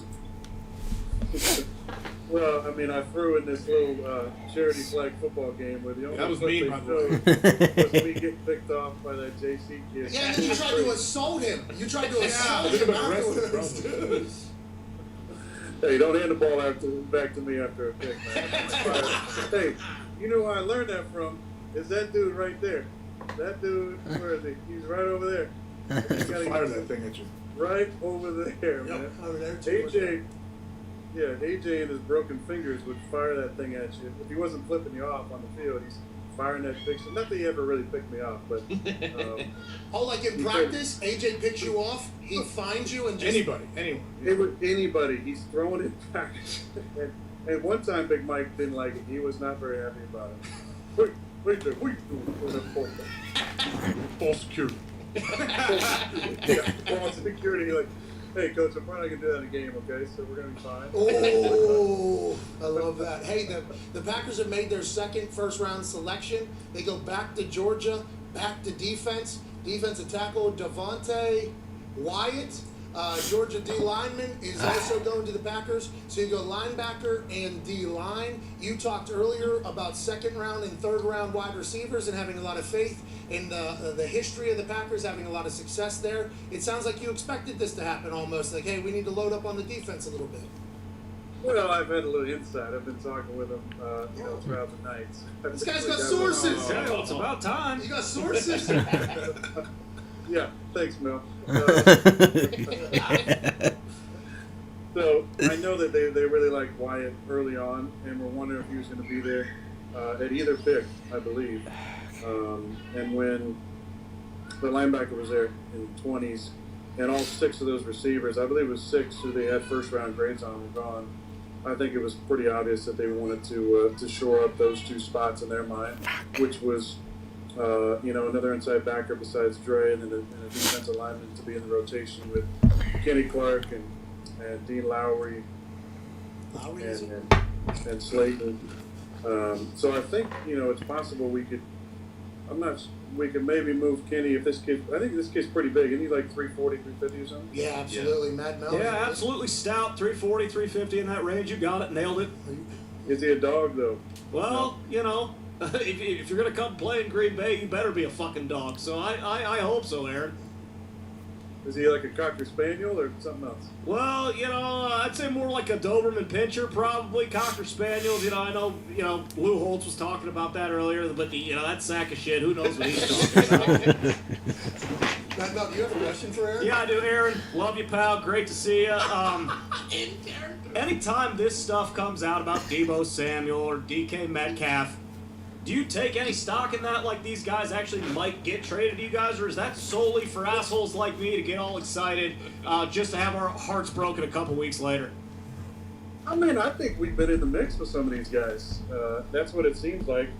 Now, there's not a lot of teams that probably want to trade receivers to Green Bay, so I think we're probably at the back of the line for a lot of these teams. As far as our picks are usually late.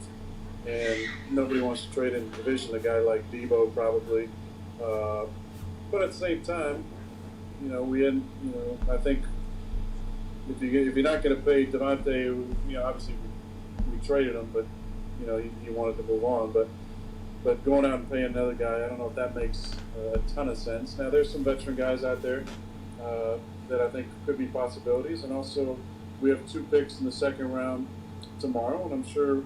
There's some guys on the board that they probably like, but yeah, I feel like I feel like we've been in the mix, but does San Fran want to trade Deebo Samuel to us? Yeah, probably not. My dream. Hey, just real quick though, like it sounds like you guys are taking wide receiver tomorrow. Yeah, probably gonna get Christian Watson. Okay, see, I love that. It sounds like that's Maybe he knows. This guy has a source. Yeah. Remember this year, much different than years past. Aaron, this stat is now going to hit the internet and run for another year. In your entire tenure at the Packers, there's never been a first rounder spent on a wide receiver, right? So this is just something that runs with the internet. And we all know how the draft works, and you guys are winning a lot, so you're towards the end of most drafts anyways. Whenever you think about how the team is built, how important is it, you think, to get a guy like Devontae on the squad? Like, do you think another, like, super out, or can Alan Lazard become that? Or do you worry about that at all with the team going forward in the next couple of years? Well, I think it's something we got to address for sure. But I think what you got to remember as well is, of all the positions in the draft, if you go back through the history, and I just think about the drafts when I was a young player, a lot of receiver busts in the first round. There's very few of the Calvin Johnsons, Julio Jones, guys. I mean, you can't really think about a lot of guys at the top of those drafts. And usually it's top heavy. You got a guy like that who's going to go in the top 10 and be a Hall of Fame receiver, or you have guys who could be middling, and then second, third, fourth, fifth, sixth, Donald Driver, seventh round receivers who turn out to be excellent players. A lot of it's situation, a lot of it's the quarterback, a lot of it's the scheme they go to. But it's you're not going to always be able to hit on those. The one receiver I thought who to me looked the most NFL ready and was the kid from Alabama, who was dealing with an ACL, who's not going to be ready, beginning of season, maybe a pup guy. And I think he went 11 or 12. Detroit trade up to get him, maybe. Yeah. But it didn't seem like, and from what I heard, that there was maybe a Justin Jefferson in this draft too. And you think about Justin Jefferson, he went 22nd, I believe. Yeah, the Vikings were laughing in the war room. You remember?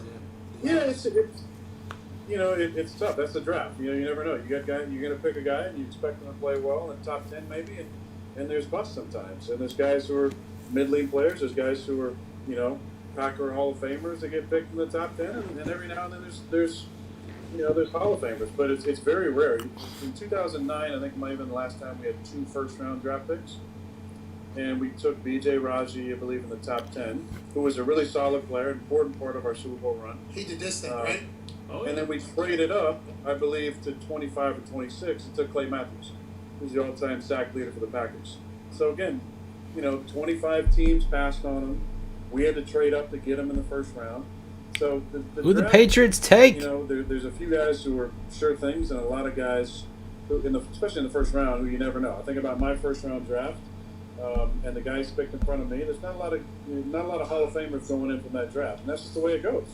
But there's guys still playing in the league, going into the 18th season, who weren't picked in the first round. Or guys who played 15, 16 years who weren't picked in the first round. That's just the way it goes. So you just have to have trust in the guys pick them, the personnel people, and then a lot of it's the situation, the fit with those teams. Aaron, obviously, that's the ocean behind you. It's not the Fox River. In De Pere, Wisconsin, we know the Packers are starting their offseason. He's in Malibu. What's your plan? Do you have to go back for minicamp or any other mandatory things that you will be back in town for? Well, I've already got one day in. I went to the Bucks game a couple weeks ago, and then there we go. They lost that one. Yeah, we lost that game, but we won 3 in a row. And Chicago got real quiet after that. No, you still own them. You still own them. Yeah, got real quiet. Yeah. They're fishing right now. I think the Bulls are fishing right now. But Zito's in the bathroom. Zito's in the bathroom. Benny the Bull also in the bathroom. All right. But I'm going to be out there for minicamp for sure. Probably a few more days in May. It was good to see the guys get back there. See Tom Clements, who's back as our quarterback coach. So yeah, I'll be back there. A few more days, and then for the minicamp. Darius Butler has a question for you, Aaron. Speaking of basketball, man, we talked nothing about football. I saw you in the picture, Paul George, Von Miller looked like on the basketball court. I had some power rankings the other day as far as football position groups on the court. I had DB up there at 1, quarterbacks 2, tight ends, no, not punters, and then receivers at 4. Number 1, do you agree with those power rankings? Number 2, Who was your hoop game like? Who would you compare yourself to in that court? Vladdy Divac probably in his prime. Hey, Vladdy was skilled. Vladdy was skilled. Burning heaters afterwards. Vladdy burning the Marlboro Reds at halftime, and then taking guys down on the block, jump hook, which I have in the arsenal. Every now and then stepping out and draining some threes, playing great defense, and every now and then taking some charges. Some people would say flops. Oh shit! But I would say charges. But as far as basketball players, one of the best I've seen for sure was Tremont Williams, corner, long time in the league. DB. And there were stories about him. AJ knows this. There used to be a basketball team in Green Bay that would go around and play local police stations, fire stations, high school all-star teams for charity, right? And they would blow these dudes out. And the stories that would come back, a lot about Tremont, was pretty incredible. His shooting ability, his dunking on people. But this is kind of before, unfortunately, before camera phones, and that's probably why they don't do this anymore. Because obviously, they don't want anybody getting hurt. But I wish there was some footage of some of the Green Machine games back then, because we had some skilled guys. Receivers for sure, I wouldn't put fourth. I'd definitely put them in front of us. I always feel like I'd be a good sixth man on our squad if I'm not starting at the point. Good defense or what? But no, not really. Other than DBs, there's no other defensive players. I mean, you see some of these linebackers, D linemen shoot. They're wrestlers. They're wrestlers. Yeah. It's as bad as the O line. Hockey players. Yeah. Running backs are absolute ass. The muscle-bound meatheads like AJ, they can't. I was a basketball player. I didn't wrestle. Oh, sure. All right. Hey, look at those ears. Hey, you smacked the AJ Green. Wait, AJ Hawk didn't wrestle. You smacked the backboard on the layups. Those calves say you smacked the board, huh? And that was Those shorts are too big. Those shorts act like a cape and hold them down. I can't believe Paul's got the shorts. No, that's 2022, dude. Like, there. But PG, the fun thing is there's some basketball players in with CAA training right now. Don McLean runs them through workouts. Legend from By the way, John McClain just retired from Houston. Miss Sports Media, John McClain. I believe they gave him the key to the city. They did. He deserved it. I'm sorry, Don McClain, though, trainer. Sings American Pie, yeah. Bye, Miss American Pie. Throw my Chevy to the levee, but the levee was dry. Then the boys drinking whiskey and rye, singing this'll be the day that I die. Hey, this'll be the day that I die. Hey, shout out Tyson Fury. Oh. What a beast that dude is. Stallion in the ring, Unbelievable. And then he sang that song on the outro, bro. Mic drop. What an entertainer. He's going to fight Francis Ngannou, too, in UFC gloves or whatever. We have to do an announcement of a draft pick because a guy's been wearing a helmet since they went onto the clock, and it was numerous picks ago. Like 21? The New England Patriots, you take the helmet off. Do we have a companion video for this one? The Patriots have made their selection. Here we go. They drafted somebody from UT Chattanooga. Hell yeah! Cole. Let's go! Cole Strange. Cole Strange. Cole Strange. Let's go. See you in the Hall of Fame, Cole. Welcome to the squad. Thanks again, Bill. Let's go. Congrats. Hell yeah. What's he play? Aaron, we do have an acquaintance video for this particular pick out of UT Chattanooga. Let's go. Cole Strange. This is somebody from Boston that knows all about this guard from Chattanooga who's 6'4", 307 pounds. He's a bulldog. He's got a quick first step, and he's always the coach's favorite. Has the face mask with the middle fucking piece Let's go! in college. Here's an acquaintance, I guess, or somebody from Boston. Look, when we're talking about NFL prospects, can I swear? Okay. When we're talking about fucking NFL prospects, this guy, he might be the best guy you've ever seen. He was wicked good in high school. He was wicked good in college. He's going to be even better in the pros. I mean, listen, one time we woke up, everyone hung over as hell. Okay, we went out partying the night before. This guy wakes up and he eats 5 Vegas dozen donuts from Dunkin'. I'm telling you, I've never seen anything like it. The guy is a born champion. He'll probably bring you a Super Bowl. That's you. No, that is actually my cousin, to be fair. The other guys I didn't know, but it sounded like he knows what he's talking about. He probably is going to bring us a Super Bowl. And an offensive tackle, offensive line seemed like such an easy pick. That's like the most important position in all of football. Aside from quarterback, obviously. Offensive line. The Chiefs took the only other guy I could see being linked to the Bengals, George Karlaftis.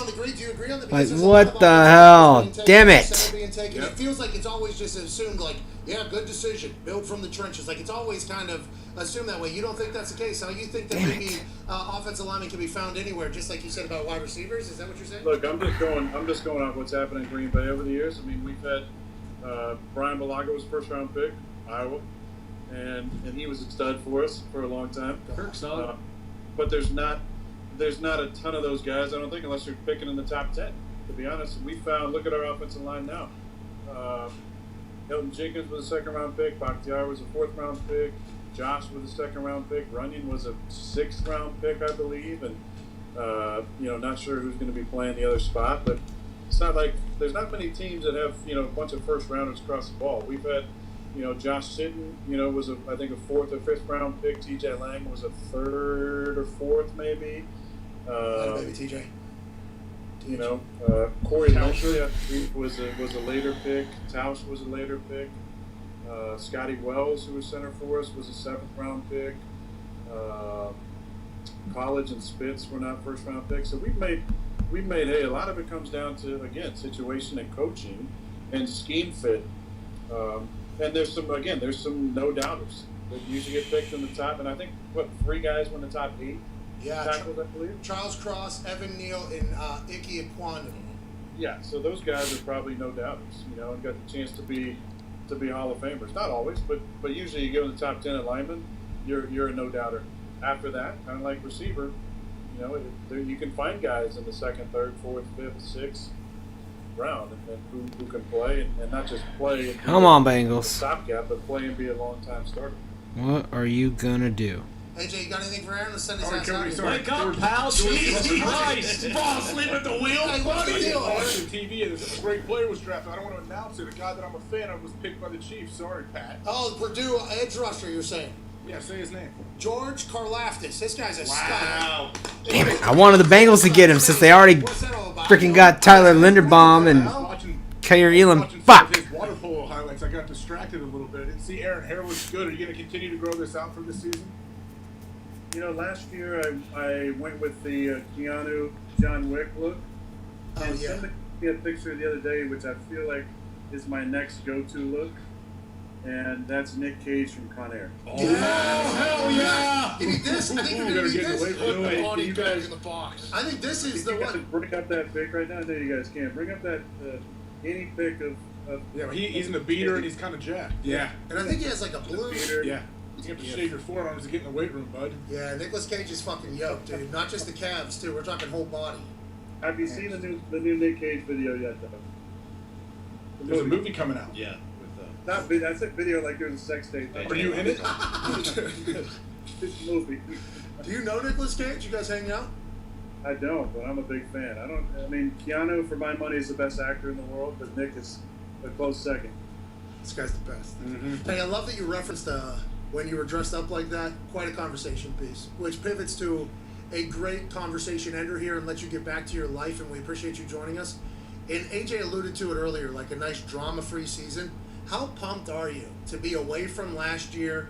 Kind of like, seems like you're in a great, happy place. Next year, from the sounds of it, it's going to be the most normal NFL season that we've had in numerous years. Feels like you're in a really good spot with the Green Bay Packers. How do you just, like, looking ahead to the next season, are you in a much different place than you were last year, or do you think that didn't change much? I mean, there was a lot of things from last year that were unexpected for sure, but it definitely wasn't the smoothest year at times. But I do feel good about where I'm at with Green Bay, my relationship with Brian and Russ and Matt, bringing Tom Clements back in the fold. It's great to see him in the room. I walked in and surprised him. I was teasing Matt I wasn't coming in, and walked in the room in the morning and surprised those guys. It was fun to see him. It's different. I was actually, talking with some former coaches tonight who I love, And, Fucking balls. missed tackles, Now I'm like freaking out because the top 3 guys, I was like, oh yeah, those guys, the Chiefs will get them, or the Bengals will get them, and all 3 of them go like within 10 picks, less than 10 picks, like 8. A lot to play Shit. for, a lot of exciting things. I'm sure the Packer Nation will be wondering why we didn't take a receiver, a trade up, or whatnot. But at this point, you just got to have some faith in the organization and faith in whoever we bring in tomorrow and the rest of this draft. And, I'm going to put in the time to make it work with those guys, and we're going to find a way in Matt's offense to be successful like we always have. Bernard Raymond, It's not going to be any different this year. And we're David Ajabo. Obviously, our defense is going to be really good. And defense Those look wins like championships. those are the best available for what they need. Offensively, There's not great cornerbacks, at least value at this point. They're all gone. So yeah, let me just say, Bernard Raymond and entertaining. David Ojabo. I think it's Ojabo. Ojabo. You guys can tell me if you're watching. Probably not. Let me see here. Even Gump to speak up every now and then is great. Baby Goop! So, and I love the hat too, but keep up the great work, boys, and appreciate you guys having me on. Hey, we appreciate you so much. Love you, pal. I think the Packers fans, after hearing that, are ready to run through a wall. This is what your goal is, your inspiration is. Good luck chasing this photo. This is what we need. Hell yeah. There it is. I'm right there with a little better hairline, though. A little better hairline. Make sure you get that fan for the photo for Instagram. You know what I mean? Make sure you get the full free Nicolas Cage there at the end whenever he finds his life. You know what I mean? Let's go ahead and really do that. I like him in the beater though. I'm gonna wear the beater. All right. Well, you're probably gonna look yoked because you're on that Poncho Caramel all the time. We appreciate you, brother. Enjoy the rest of the off season, and thank you for your time. You're the best, ladies and gentlemen. Aaron Rodgers.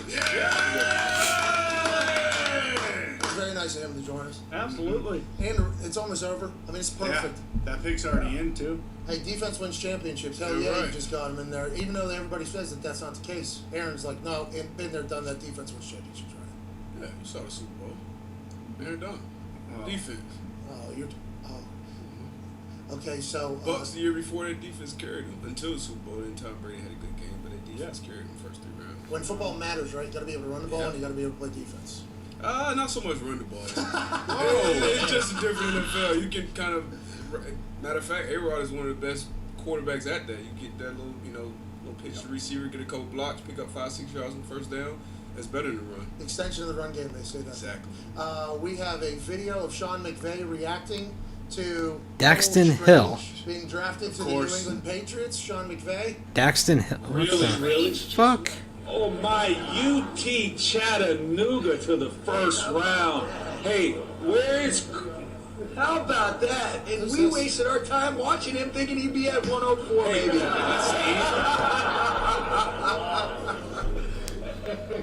These guys are fucking roasting Bill. This is awesome. No, McVay has the utmost respect for Bill. Actually, before the last Super Bowl, Bill texted him. I think they're just pissed that Bill's already, he knows. Hey, you see that middle face match? You see that part? You guys talking about defense winning championships? O-lines win championships. And Cole Strange, like that other guy said, is probably going to bring a Super Bowl to New England. Les Snead? Sean McVay. Was that Les Snead hosting that? I think so, yeah. Are they doing a... Are they...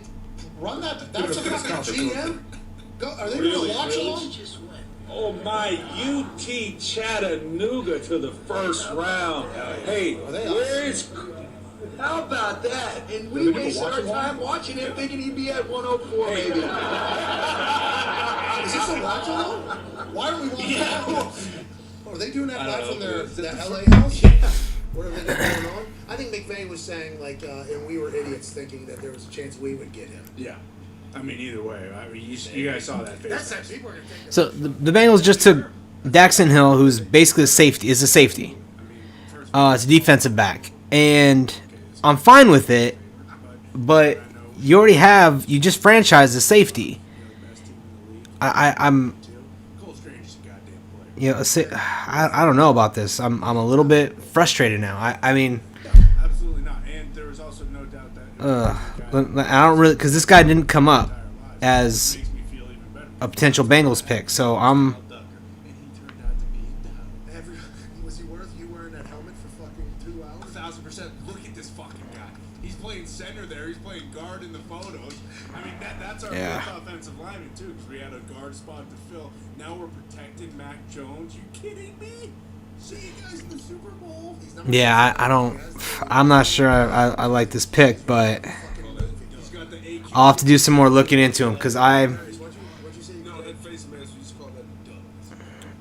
had not heard of this guy like as a potential first round pick. So That was universal, right? The Dion? Yeah, Dion or ED. whew, all right, well then all right, my adopted NFC team, the Vikings, because I went to college out in the Midwest. So, oh my goodness,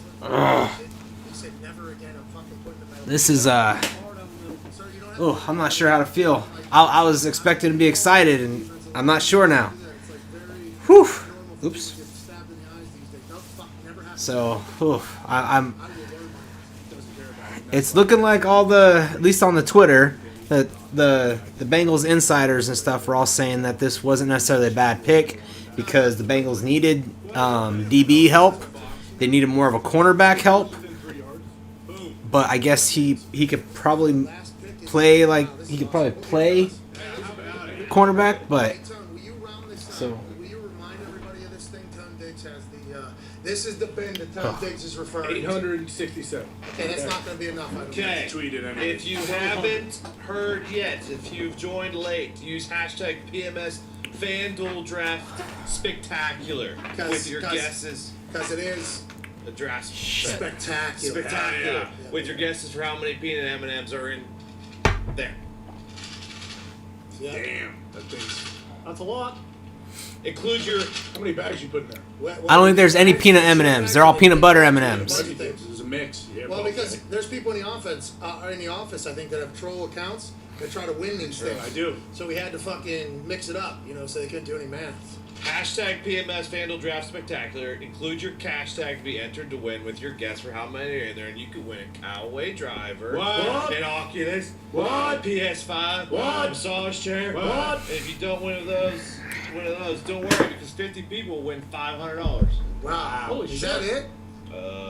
One Grand Champion will win $15,000. Damn. Yeah. Go ahead and guess. Come on. Use your Twitter. Hashtag PMS FanDuel Draft Spectacular. Make your guess. Say something nice to somebody. Have your Cash App hashtag in there. We're losing steam. I'm happy this is over. Unbelievable. 3.5 hours. Thank you, NFL. Hey, on my program guide, it said 8 to 11:30. So they kept it pretty close. I wonder if there was like a full meeting, and that maybe one per club meeting. Hey, we ain't fucking doing the 5. Let's go. All right, I understand we got to do a show, but also way too long. What I'm doing here is I'm trying to talk myself into this pick for the Bengals. There was a lot of action. There was a lot of moves. Apparently he's pretty versatile.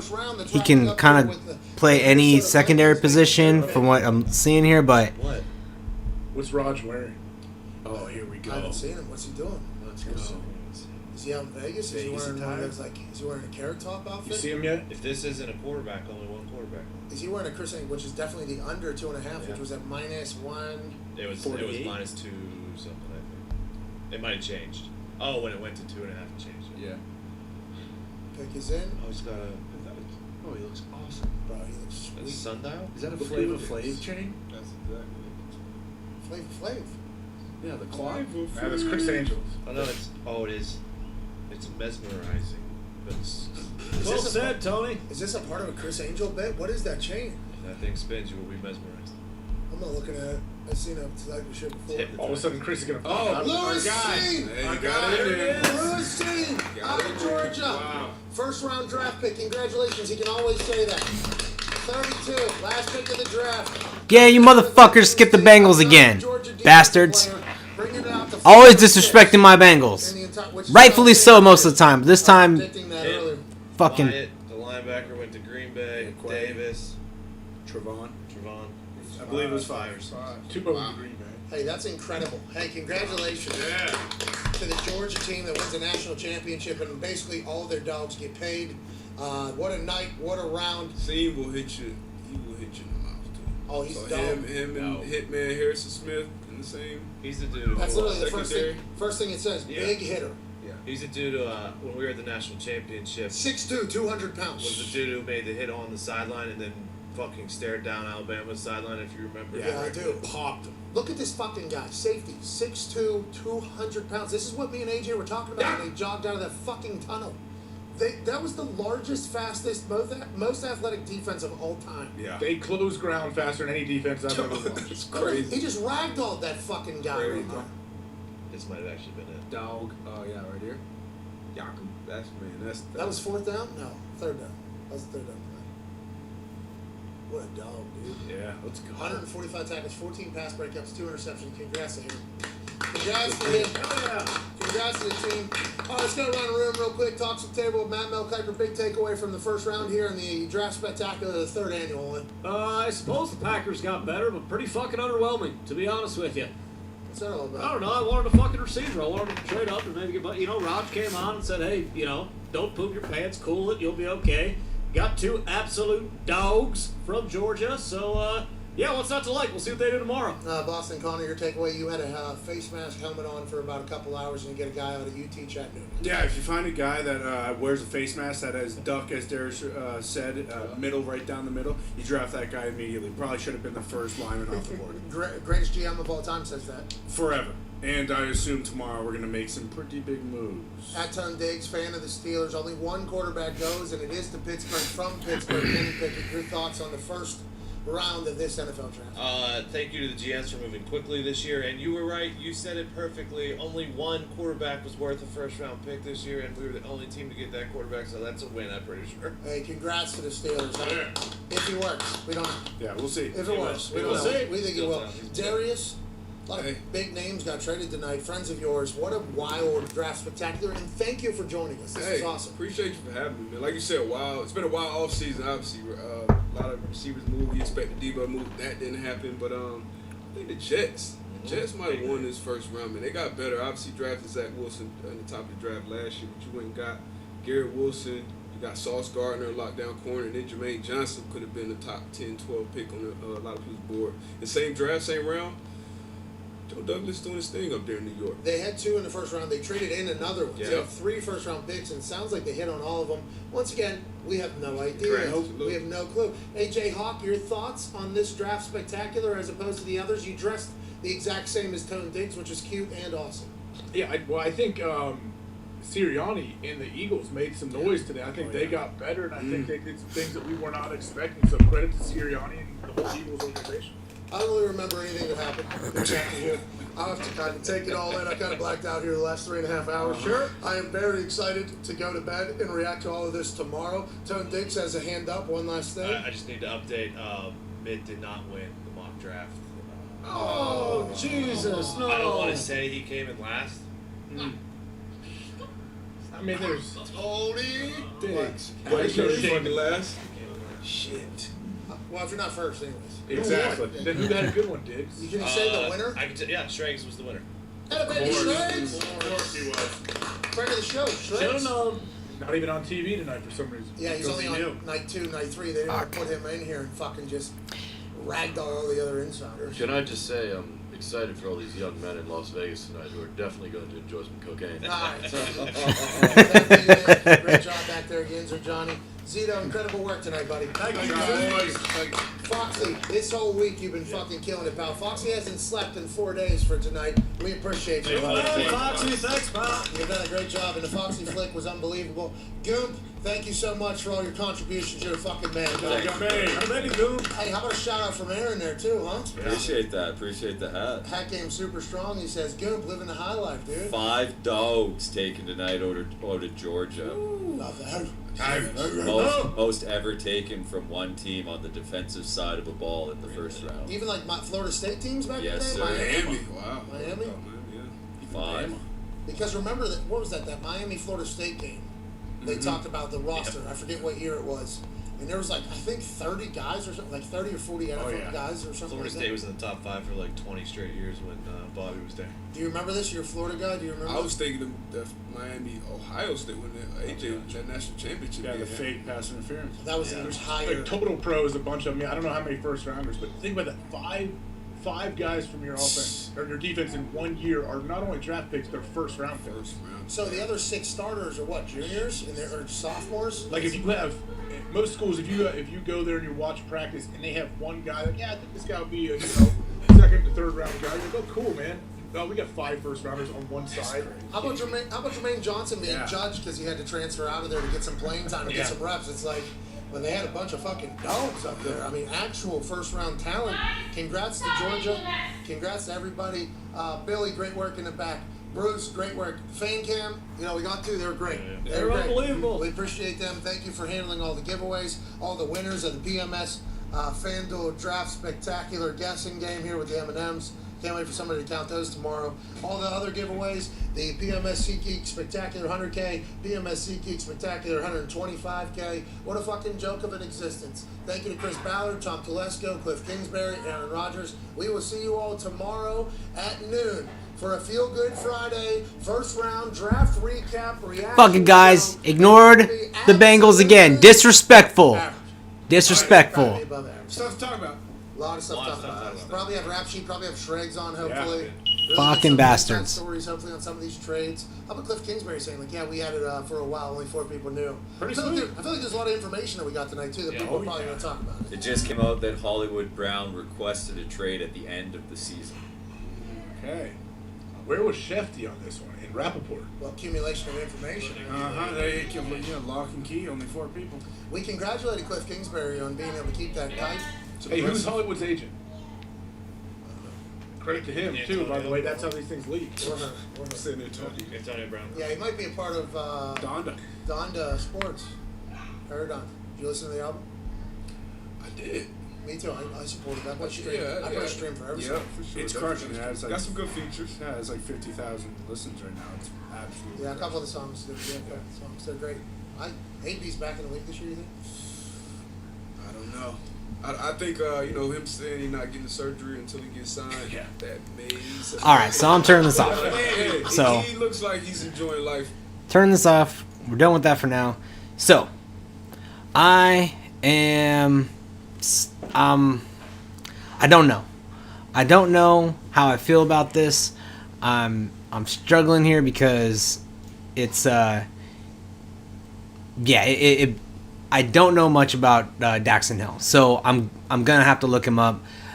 I knew that the Bengals needed they needed a cornerback, they needed they needed some help on the defensive line, and if you wanted to, there's been some bad stuff coming out about Jackson Carman, who was their pick last year, I think 2nd round pick last year, so. They might have to offload him because it's what I've heard is pretty bad. I don't want to repeat it because I'm on YouTube because it's pretty bad. So yeah, it's I don't know. I'll have to look into him. I've seen some clips of him. He sounds like like I said, blocking and tackling are how you win games and how you lose games. And I've seen some big hits by him. So he tackles, he wraps up, he looks good, so I'm eventually. I'm a Bengals fan. I'm gonna talk myself into this one way or another. I think it's just because I hadn't really heard about him as going in the first round. I think that's where the issue was, where I thought the Bengals might shore up their O-line, get one more piece for the O-line. They're probably good enough, especially with all that Jackson Carman stuff coming out. I was hoping they could get a solid cornerback. One that you can just put on one side of the field and doesn't usually need a lot of safety help. Something like that. Especially with Jesse Bates kind of up in the air right now, which kind of sucks. I mean, I don't know what they're doing. Jesse Bates does deserve to get paid, but they're trying to get him $12 million a year as a safety. Come on, man. That's just not gonna fly. Overall, I'm not. I think this is probably at best just a safe pick. Like, he's good. Don't reach too far. This guy probably would have gone early 2nd round anyway. So bumping him up into the low 1st round is not a huge deal. Especially he does fill a gap that you need at this time. For the most part, you always need more secondary help. So yeah, I'm good with the pick. Like I said, I'll just have to do a bit more research on him because I was expecting one of 3 players, and they all got taken like right before the Bengals were going to pick. So that sucks, but at the same time, a lot of times the people you don't think are going to be great coming out of college end up surprising you. There's a lot of undrafted free agents who have great careers, so hopefully I'm underestimating this guy, and I hope the whole league underestimates him. So and then Pat McAfee show, that was a great entertaining thing, but you disrespected my Bengals again, so fuck you guys, and I am going to be signing out for the night. Bye guys.